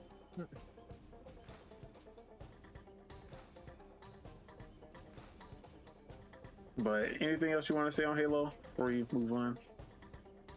Nah, I mean It's Halo 1 without the multiplayer. The thing that sucks the most about it is that they didn't have the multiplayer. Like, if they added that, then honestly I would be like fully in on it. I'd be like, yeah, this is fucking awesome, and like, but it's pretty cool. I'm not gonna lie, but I do kind of wish they had the multiplayer. Even I feel like they could have got away with just adding the Halo Master Chief Collection Halo 1 multiplayer into the game, and then just saying, Cool. hey, just play it how you remember it from Master Chief Collection. Just you don't have to load Master Chief Collection to play it, and then on the PlayStation they'll have a version that they can play without having the full Master Chief Collection. Yeah. All right. Oops. What's next?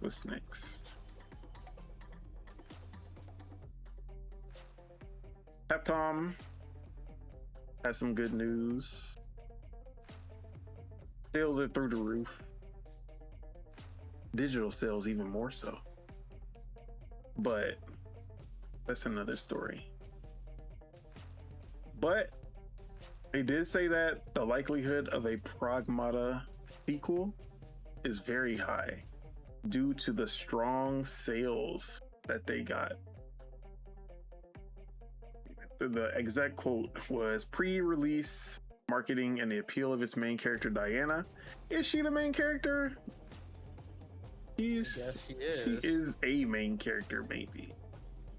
Diana helped drive sales of the sci-fi action adventure game. The likelihood of a sequel is high. So if you were hoping for Pragmata 2, you will probably be getting that. And I believe that up until the recent report, Pragmata sold 2.5 million and Resident Evil 9 Requiem sold 8 million copies. So both games doing pretty good. I didn't see anything on Monster Hunter Stories. I wonder how that game did.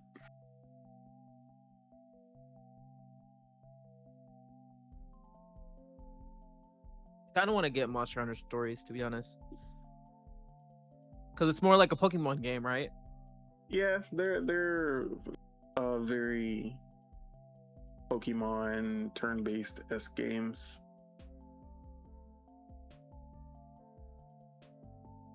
But this one definitely ups the budget way more than the last two games.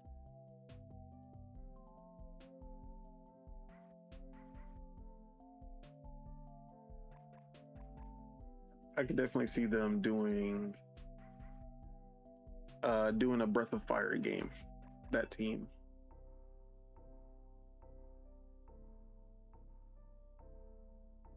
Okay, I guess they just didn't mention Monster Hunter Stories 3 because I'm looking at all their sales figures. They have Pragmata up here to 2.51 million. Resident Evil 4 remake is now at 16.04. Resident Evil 2 surpassed it again. They've been going back and forth for which one is the highest selling remake, but Resident Evil 2 just had a huge surge, and now it's the highest selling remake at 19.75. RE3 is at 14.5 million for some reason. I don't know who's still buying that game. What's wrong with y'all? RE7, 18.41 million. RE Village, 15.86. RE6. RE6? What? Y'all just... Okay, no. I'm convinced Resident Evil fans will literally buy anything. I'm sorry. Like, y'all have no standards. Can we talk about this? I feel like Resident Evil fans don't have any standards. Resident Evil 6 at 17.6 million? Oh, bro, think about it. For a long ass time, that was actually the highest selling Resident Evil game, bro. Which is insane. Which is disgusting, actually. I thought RE5 was, and that's like my favorite one. It fluctuated, but it was like at one point, I think like RE6 hit like 12 million. and like I think RE5 was trailing it at that point, but I might be wrong. But I remember it being like super high selling, and it's crazy considering like people say it is like the worst one. Like, It's not.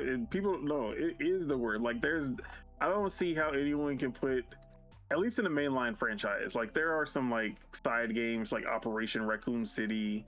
That shit is disgusting. But like in the mainline Resident Evil games, that is definitively the worst Resident Evil game in every aspect. At least like people were like, oh, Resident Evil 5 was too actiony, but it was a really good action game. It was a really good co-op action game at that.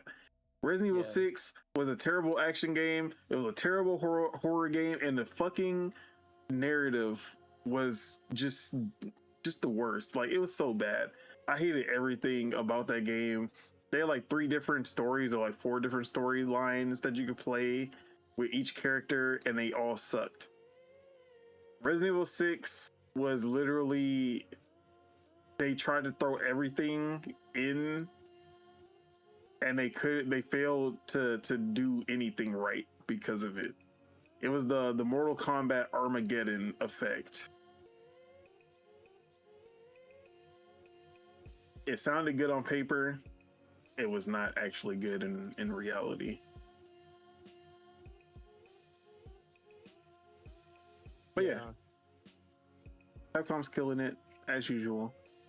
Nothing new here. Pragmata did really good. Hopefully Onimusha does really good as well. I really want Onimusha after beating that demo, bro. Honestly, like, bro, I might have to cancel one of my Switch pre-orders, bro. And it might, I dead ass think it might be what's it called? It might end up being Switch Sports, but I really want Switch Sports too, bro. I don't know what I'm gonna do, man. It's tough out here, bro. Capcom, if y'all are listening, sponsor. we'll definitely cover Onimusha for you guys. All right, so we also have some bad news. You know, got to go from good news to bad news. We had some layoffs at a very beloved studio after going independent. After going independent, yeah. Double Fine laid off 25% of its staff, about 23 people, following the divestment from Xbox a few weeks ago. They had a message today. Double Fine Productions let go of 23 members of our staff. As a small, tightly knit team, these actions are not taken lightly. Only the survival of our studio would ever make us consider such a painful action. Our transition to becoming an independent company also means becoming a size that we can sustain. The people we are losing were all important. They all made an impact on our games and culture, and they all will be missed. We are committed to supporting each affected person as best as we can. We thank them for their hard work and commitment to the creative spirit we cherished here at Double Fine. Tim Schafer. But yeah, it sucks because like sucks ass, bro. They did get to gain their independence, but obviously being an independent studio comes with its own set of issues. Yeah. And the size that they were at worked when they were under Xbox and they had funding and they could get away with having I'm guessing over 100 members, but you gotta actually, like, now that they're independent, they have to feed the 100 members on whatever budget that they have now, and sometimes the math don't add up and you just gotta make the hard decisions. But I still feel like it, even with this, I feel like they can pull off a lot as an independent studio. At the same time, they went with Xbox for a reason. They were struggling as an independent studio, so hopefully they've learned from their mistakes as an independent studio and they learn from their mistakes with Xbox, and they find a good middle ground. Like, they can't put all of their eggs in one basket, which is what got them into trouble with all their independent, because they were working on Psychonauts 2. That was taking longer than expected. They had to cut content and stuff like that. Even with the backing that they got from Kickstarter, they were kind of struggling to get that one out. Xbox bought them, gave them the funding, helped them finish the game without cutting content. That kind of gave them that safety net. But I feel like if they're gonna do a Psychonauts 3, they might have to go the Kickstarter route again. How would you feel about that? I think I mentioned this last time. Oh, yeah, you I was probably like, did. there's only so many things they can really do if you're going independent. Your head of your creatives can either fund the whole operation, or you can do like a GoFundMe type, or like a crowdfunding type thing where it's like you can go to Kickstarter, or I mean, guess you can even there's make like a also Patreon or something. There's also a chance that if they do greenlight a Psychonauts 3, Xbox would want to be the publisher, because Psychonauts 2 did really good. They let Delphine have their IPs, right? Yeah, everyone got their IPs who went independent. They kept everything. Wait, so do we know what's going on with Arcane yet, or they, like, in France they just have they have a set of requirements that they have to go through when it comes to, like, they actually have regulations for this type of thing. Oh yeah, I know about that. Yeah. I know and about so that. they're basically still going through that whole workers council thing, and then once they go through that, then they're gonna like announce what the plan is. So that's really the only thing that's keeping that up. But I doubt that it ends with them being closed down. I'm pretty sure I don't it's think gonna that be. they're gonna get closed. I hope a publisher comes in for them. I feel That's like what I hope for that. they probably have at least 2 suitors already. I think they'll be fine. I hope so, man. Okay, so yeah, Double Fine. Hopefully, feel like they have to greenlight. Like the first thing that they should do is greenlight one of their big games, whether that's Psychonauts 3, whether that's Brutal Legends 2, whether that. And I feel like if you're gonna go Brutal Legends 2, like. You need some budget, bro. Yeah, they definitely need, because they need to hire. They have to get That's Jack what Black. they should have done, bro, under Microsoft, bro. No, it's crazy. Like they yes, you are right. They should have did that shit under Microsoft, because now Jack Black's price after the Mario movies and Minecraft, that motherfucker's price has gone up. I'm 100% sure that what you charged him to do Brutal Legends 1 is not gonna be his price for Brutal Legends 2. I can promise you that right now. Like, Jack Black is up right now. So y'all fucked up waiting this long in the first place if y'all are gonna rely on that. But Psychonauts 3, just using the base of Psychonauts 2, that was an Unreal Engine 4 game, I think. Yeah. I feel like they can pull off just reusing assets of Psychonauts 2 to create Psychonauts 3 and get that out pretty quickly. Like, I remember when Psychonauts 2 came out, it sold like 1.7 million in the first month. That's actually super good. Yeah, that was really good. And I was like, yeah, we need Psycho. Like, I thought that Double Fine was about to be up from there, and then they took forever for their next game, and then it was fucking Keeper. I'll never forgive them for that. Yup. It's still like what doesn't make sense to me is that they were putting out games so quickly. Like they would have like Broken Age, Costume Quest, Massive Chalice, Stackers. Like they were just putting out all of these games. They're like little indie games. They probably weren't selling the best, but they also didn't cost that much either. I thought that's what they were going to be doing under Xbox. It was like, but after Psychonauts 2, just silence for 5 years. No, wait. 5 years, yeah. 2026, or I guess the end of 2025 was when we got Keeper. But 4 years of silence, and then you put out 2 obviously very indie style games that were also not the best. I don't know what happened, because it's not like they had that many changes to the studio itself.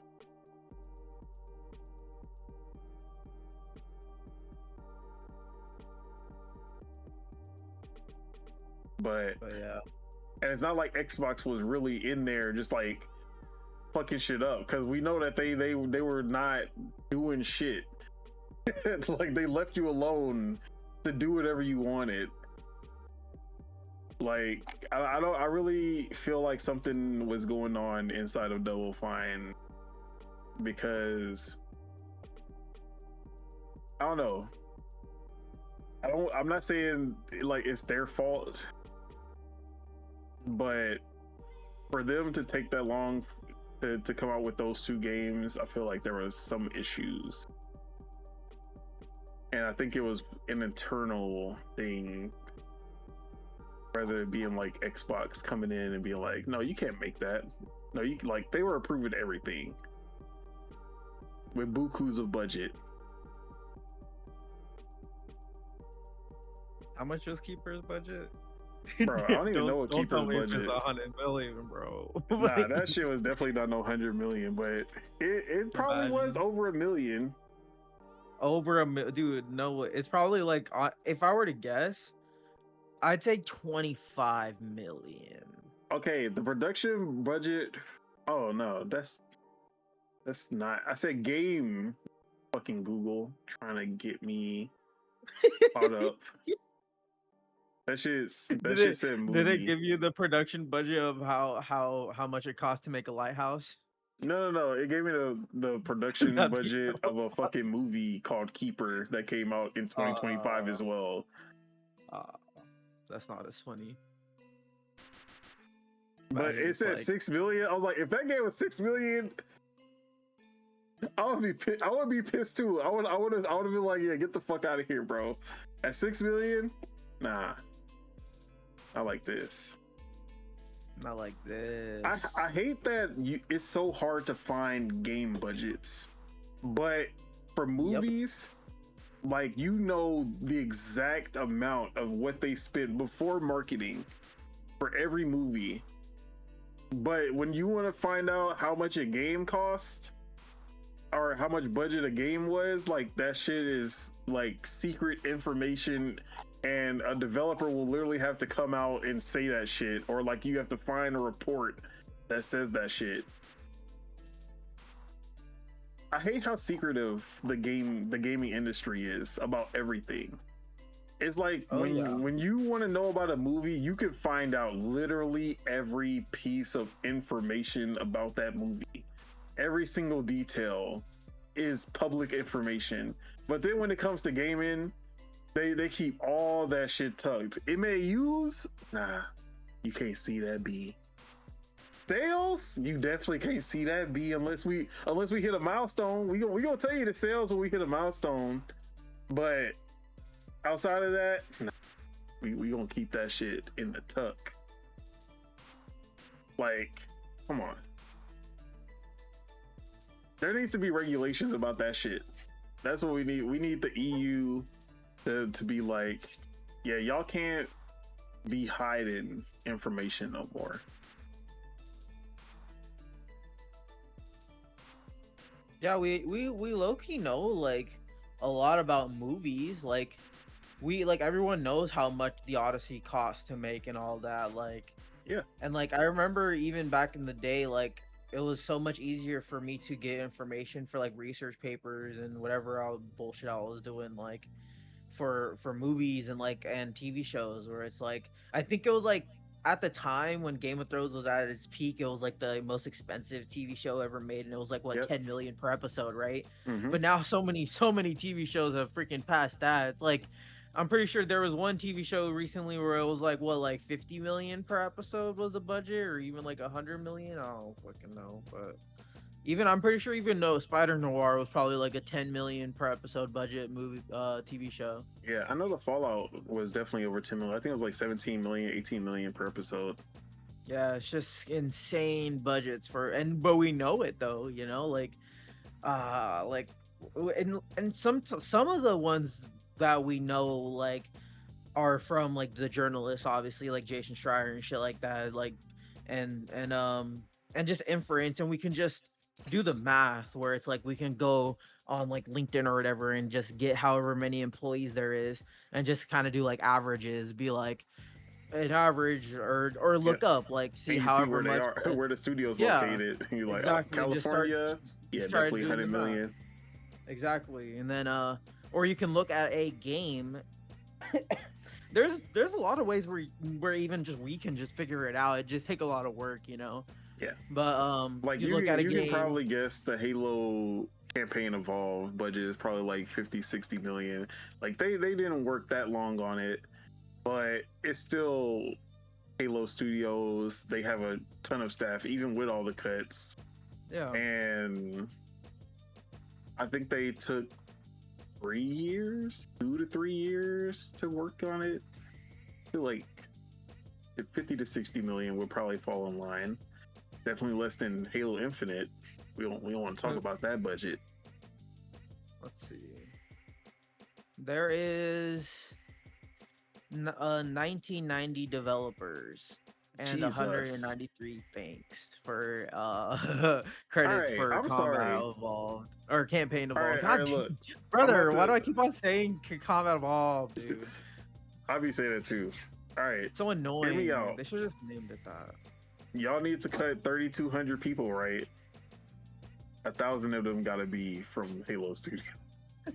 Just cut 1,000 people from Halo Studios and save these other studios who are getting hit for no reason, because y'all do not need 1990 employees to make one Halo game every 5 years.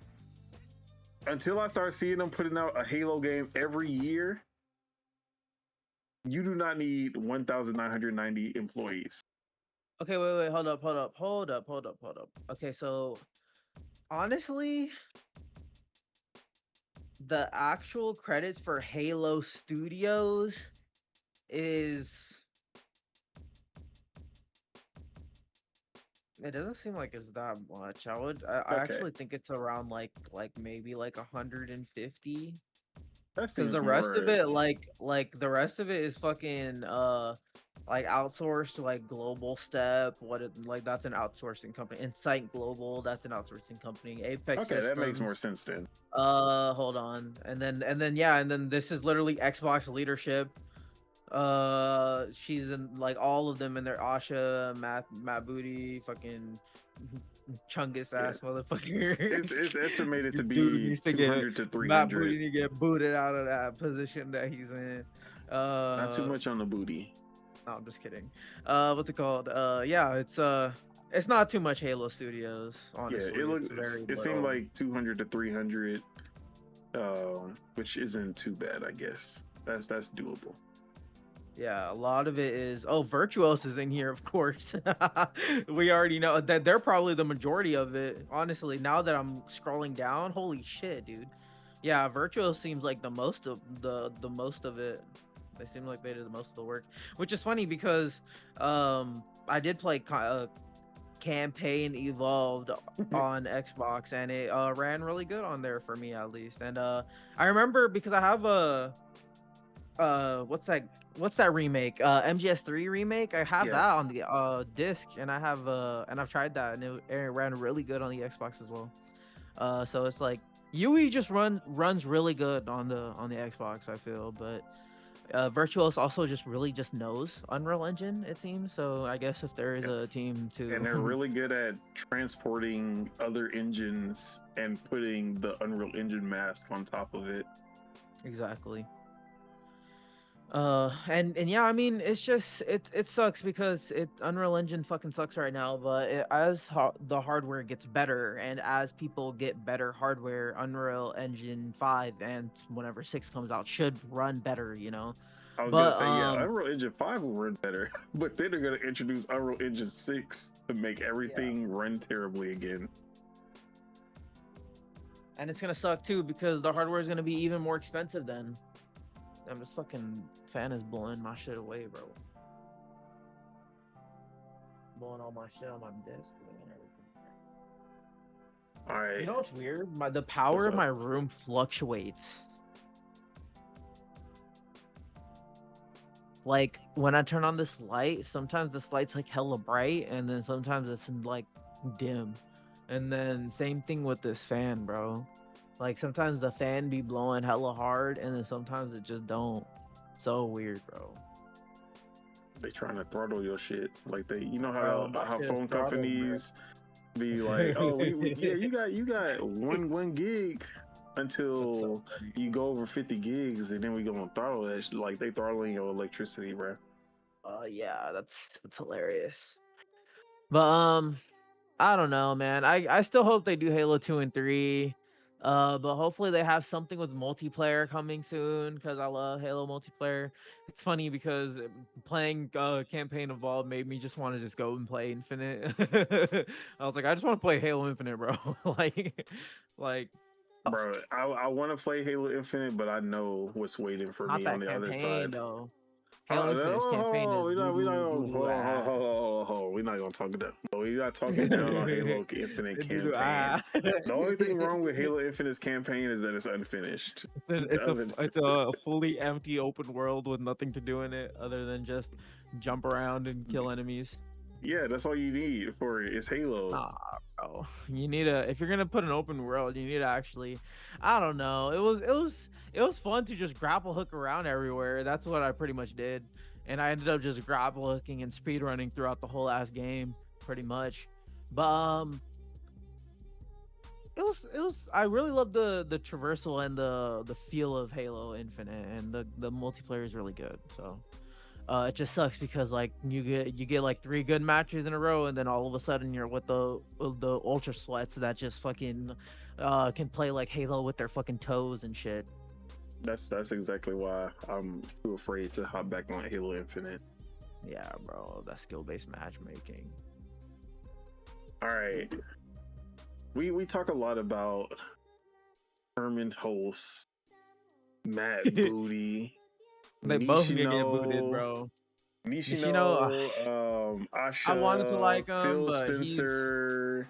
You know, Asha, we talk about a lot of the Xbox and PlayStation heads. Philly Dilly. And honestly, they aren't like, yes, Matt Booty heads, and Herman Hulse be fucking up every now and then. Should I say every now and then or every time? Either way. Every literally quarterly they be fucking up. But I feel like they are not the real villains of the gaming industry, because they be having some real villains out here, and Andrew Wilson is one of those villains. That's so funny. That like, caught me off guard. Yeah, he looked like a villain too, bro. He really literally does, Split Fiction is him as a villain, bro. He's literally the villain. He looks like, bro. He literally looks like he could replace, like, if you did a remake for American Psycho, he would be perfect Patrick Bates. But yes, Andrew Wilson, along with like Bobby Kotick, Randy Pitchford, these are some real villains of the gaming industry. Like, I feel like most of the the video, like the manufacturer heads, Xbox, PlayStation, they aren't. They be doing some shit, but I feel like for the most part, they actually do care about gaming to some extent. These guys, these Andrew Wilson, dregs of society. So like, we talked about Battlefield 6, how it had such a enormous launch, and we were like, yo, Battlefield 6 is really taking off. It's doing amazing. But it did kind of stall after a little bit. It kind of slowed down. People started jumping off of it. And then what did we see? We saw Andrew Wilson lay off a lot of the Battlefield Studios devs. From DICE, what was it, Ripple Effect, like everyone got hit. Criterion, everyone got hit. And it's like, okay, like the initial success, y'all made the money, which is what I don't understand. The game sold over, I think it was the highest selling game of the year, even over Call of Duty. And it came out in like November, I think. October. Bro, isn't that crazy? Call of Duty finally got dethroned, and they got fucking dethroned by Battlefield, bro. Yes. Battlefield and Hogwarts Legacy. Those are the only two games. That's insane, dude. So it's crazy. What do you think this year, bro? What do you think this year? You think it's gonna be GTA, bro? It's 100% gonna be GTA. It's not even close. 1000% GTA. Like, I don't even think there will be. I think GTA 6 will double whatever the next game is. Wow. That's how bad it's gonna be. But after all that success, he laid off the studios because they couldn't keep the momentum after selling like 15, 18 million copies, 20 million. 30, like, bro, like 20 million copies of Battlefield 6. And then after all this, Andrew Wilson got his bonus and raised his salary from 8 million to 38 million. And then, you know what he said? He said this was all thanks to Battlefield 6's success, hitting all milestones. It hit all milestones. Wow. They fired like a bunch of people from who developed Battlefield 6, and he got a bonus of 30 million. Vile, bro. That's just vile. Imagine. Oh, bro, where's my water at? Oh, did I not bring my water? Oh yeah, I got water. Thanks for reminding me. It's right here. But yeah, that's insane. But people will tell you that like Phil Spencer is like the worst thing to ever happen to the gaming industry. People will tell you that Herman Hulst is the worst thing to ever happen to the gaming industry. People will tell you that somehow fucking Reggie is the worst thing to ever happen to the gaming industry, but they'll just overlook these guys. The worst thing that ever happened to the gaming industry is shareholders. Shareholders and mergers and acquisitions. That's debatable, because you wouldn't have Infamous, you wouldn't have, or I should say, you wouldn't have Sucker Punch, who gave you Ghost of Tsushima. You wouldn't have Naughty Dog. You wouldn't have. Okay. Maybe I should reword that. The worst thing, obviously, shareholders. Obviously, venture capitalism. I think, was it, who said that on your guys' show on Saturday? Someone said that. Most likely Tej. It fucking sucks. Bro, Tej be going all rants. He be having me dying, bro. Just being like, why is he so tilted right now? Like, bro, the thing is, no, the worst part about Tej is that he'll come on and start ranting about something, and then he won't even be know what the topic is. He's just mad for no reason. Yeah, like he hear he's like, what are we talking about? Oh, that, yeah, fuck him, fuck that guy, fuck everybody else. I was like, bro, we were just talking about fucking, like, how do we get here? I know, bro. It's so funny. Like I just be sitting there like laughing, like because sometimes I'll be listening while I would be working out and stuff, and it's just so funny. Like, but yeah, oh, so venture capitalism for sure, and not mergers and acquisitions because that's inherent to all business. Because if I say mergers and acquisitions is like the worst thing that happened to the games industry, then that would be like everything. Mergers and acquisitions suck for everything, you know. M&As. But inorganic mergers and acquisitions, I should say, like companies that don't work with each other really, but like kind of buying things, you know, like we're saying like Sony and Bungie, like they kind of don't really like match, you know, but it kind of fucking sucks. And then honestly, bro, I'm not gonna lie, I don't know. I don't even know what I'm saying anymore, bro. I feel you though. Like Every obviously also, a Activision, lot of stuff no gets matter worse, you no know. matter how like Activision kind of saved Xbox, but it also kind of killed Xbox's spirit. Yeah. Yeah. Um, but I feel like out of all the mergers and acquisitions, the one that I always felt like was the perfect match was Xbox and Bethesda, because that was from the jump. OG Xbox, it was Morrowind. Xbox 360 was Oblivion, and to a certain extent, Skyrim, because that was like the only playable platform. Playing that game on PS3 was a nightmare. Yeah. But that relationship with Bethesda has been there from the jump. Um, Ninja Theory, you can technically say that their first ever game was an OG Xbox like exclusive, but they literally made PlayStation game right after that. Heavenly Sword. That one was a toss up. Double Fine, they've been multi-plat since the beginning. Most like they were PC and then multi-plat. Playground Games was definitely the most organic because they have literally only worked with Xbox up until they were acquired. So yeah, there were some hit and misses for there. But yeah, I just wanted to point out that if we gonna band together against anyone in the gaming industry, we need to start banding together against the EA CEOs.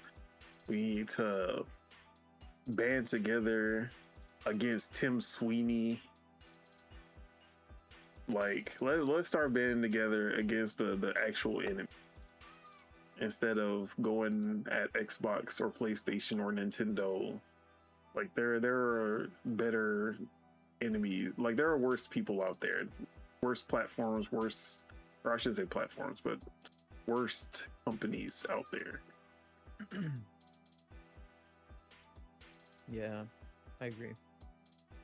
All right, last topic. Let's talk about Let's go. some tragic outages that happened over the last week from both PlayStation and Xbox. PlayStation Network went down. What was it? The 24th, 23rd? I think it was 24th for a few Funny because hours. I didn't get affected by that one, which Yeah. was well, funny because I usually always get affected by the PlayStation outages.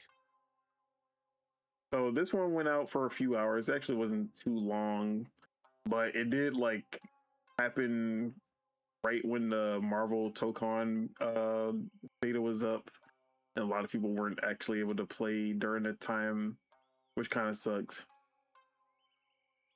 But you know, as the Xbox people do, when PlayStation Network goes down, they're like, haha, look at this. This always happens to y'all. This would never happen on Xbox. And then immediately, a few days later, Xbox got hit with an outage as well. But theirs actually lasted even longer. And there was actually a major issue with this outage because something that you experienced that we were seeing in the chat, discs were not even able to download. Bro, You weren't able nothing. to install. Absolutely You weren't nothing. able to play or install the discs while this outage was happening. So even as a physical media enjoyer, as someone who says, well, at least I have my discs, and if I have my discs, that means anything that happens, if there's network outage or anything, I can still play my discs. Xbox said, haha, not even that. But it did turn out that this was an error, and that this is not like, you should be able to play your discs offline or during the Xbox outage, but there was literally something wrong, according to The Verge, that caused even the discs be like the entitlement checks on the discs to be out of commission.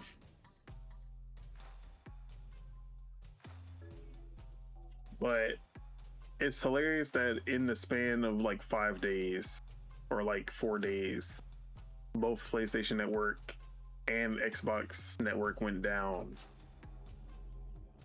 while people are still protesting about the all digital future that is impending from both PlayStation and Xbox. And it just showed why nobody wants to go into the all digital future, because of something like this could just happen, and then all the games that you bought, you have no access to. Yeah. Just like that.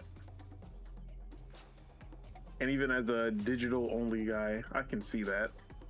I can see, like, I can admit that there are flaws to the digital only future.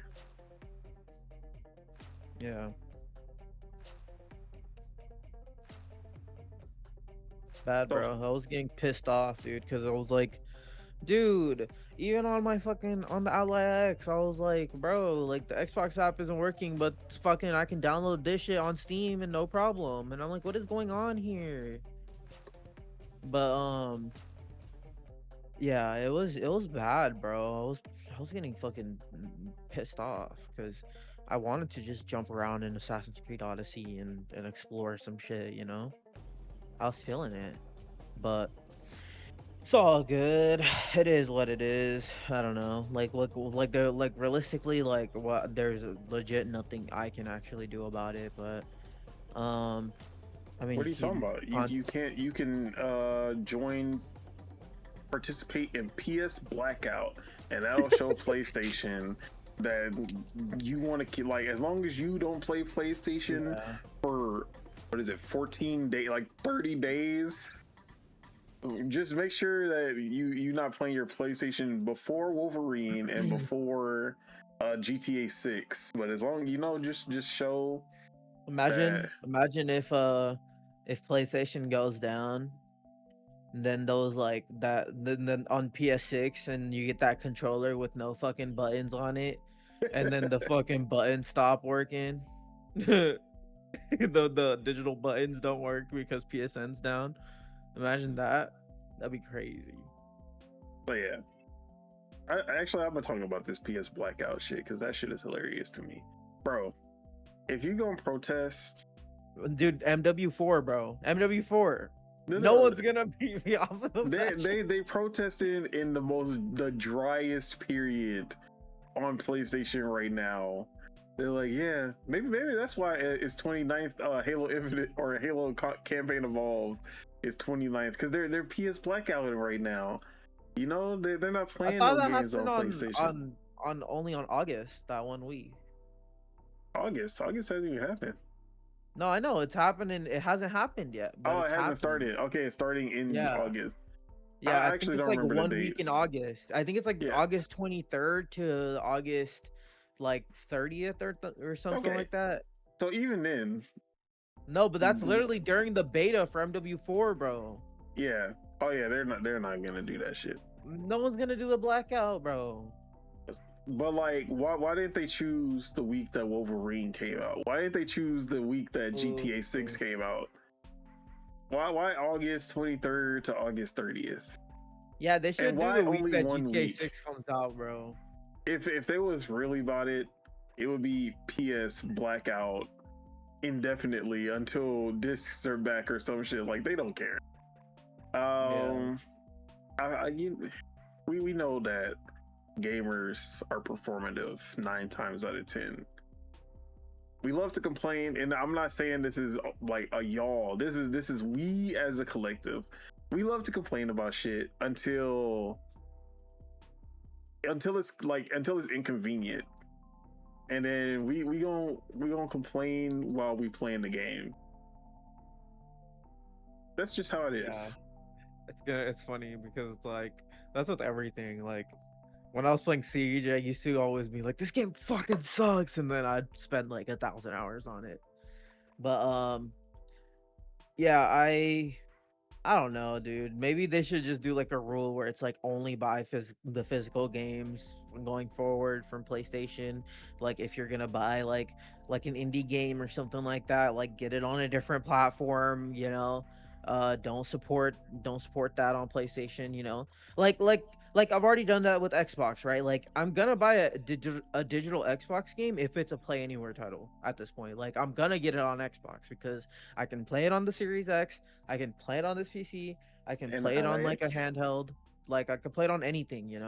Um, because like now, honestly, nowadays, like even like computer, like even like budget computers can play video games now, which is crazy. Even like through cloud and shit. So it's um, like all devices kind of play video games now. Kind of insane, kind of nuts. But but yeah, like I've already started that rule with Xbox where it's like I'm gonna get a Play Anywhere title, but like if it's not that, then I'm not gonna get it digitally on Xbox. Like if I get a really good deal for Pragmata on physical, then I'll get it on Xbox. Like if it's like $20 or something, I'll get it there. But like I'm not buying it digitally there. Um and I've kind of already started with PlayStation 2. Like I'm gonna get Wolverine physically. I'm gonna get Tokon physically. Um yeah, whatever else I'm gonna get, like Assassin's Creed. I'm probably, honestly, I'm thinking about getting it on. I'm thinking about just doing like the Ubisoft Plus thing. Like if I do want to play like the newer like Ubisoft game in general, honestly, just do the Ubisoft Plus thing until like you get like a deal for a disc, and then you can just transfer your saves and stuff like that. But yeah, I mean, it is what it is. There's not much we can really do, honestly. Like no, and realistically, no one's gonna do I shit. feel like people have stood on their square, like on the Nintendo side, way more when it comes to like the physical versus key cards. I feel like most people will only buy the physical versions, and if they see a key card, they actually won't buy that. Yeah. But I don't see that happening on the PlayStation side. No, but it's like, and it's becoming funny because now there's starting to become people saying like maybe Sony has a different alternative physical media that's not disc. It's like, They're using buddy, cartridges instead, bro. No, they are buddy. not. Because Like, cartridges are are way you? more expensive. Yeah, exactly. They would need to tap into Nintendo's manufacturing for that, and who knows how much of a premium they're gonna charge. But yeah, I don't know, dude. I don't know what else we can really do. Like Black Ops, realistically, like what is that gonna? You know how many millions of people just have PlayStations that don't actually keep up with the news like that? Yeah, they don't But care. but what I've but what I've noticed though is like a lot of casuals do know about the PlayStation killing this thing. Oh shit. I mean, it was pretty big. It had like hundreds of million views and Yeah. a shit ton of messages about it. So I think it did kind of break into the mainstream. Oh yeah, it definitely But did. you know, they probably like liked and retweeted, and they were like, "Yeah, fuck Sony." But then at the same time, once that Modern Warfare 4 come out, they gonna be there. all digital. They're gonna be there at GTA 6, all digital. They're gonna be there on the PS6, all digital. Depending on the price. Stupid Never Dies got a release date, October 21st. What is that? I've heard of that before. It's the zombie action, the character action game with the zombie character. At the stupid music video, but then when you saw the gameplay, you were like, "Oh wait, this is actually really cool." What's the release date? October 21st.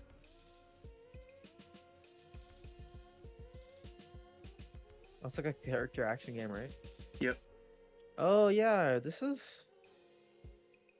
cool. That was at the Wait, February. what's the release date again? October? Yep. That was at the February state of play. Okay. That's cool. That's cool. But yeah, man. Those outages just showed that they need to work on, like, if you're gonna go all digital, you gotta go, like, you have to be Steam in terms of, or at least like like at the best you want it to be GOG style, but obviously it's hard to be GOG when you can't really have like root access to the console. Maybe the Helix, but not the PS6. But also, you just got to give people rights, like basic rights for owning their games if you're going to go all digital. And that's basically what most people want.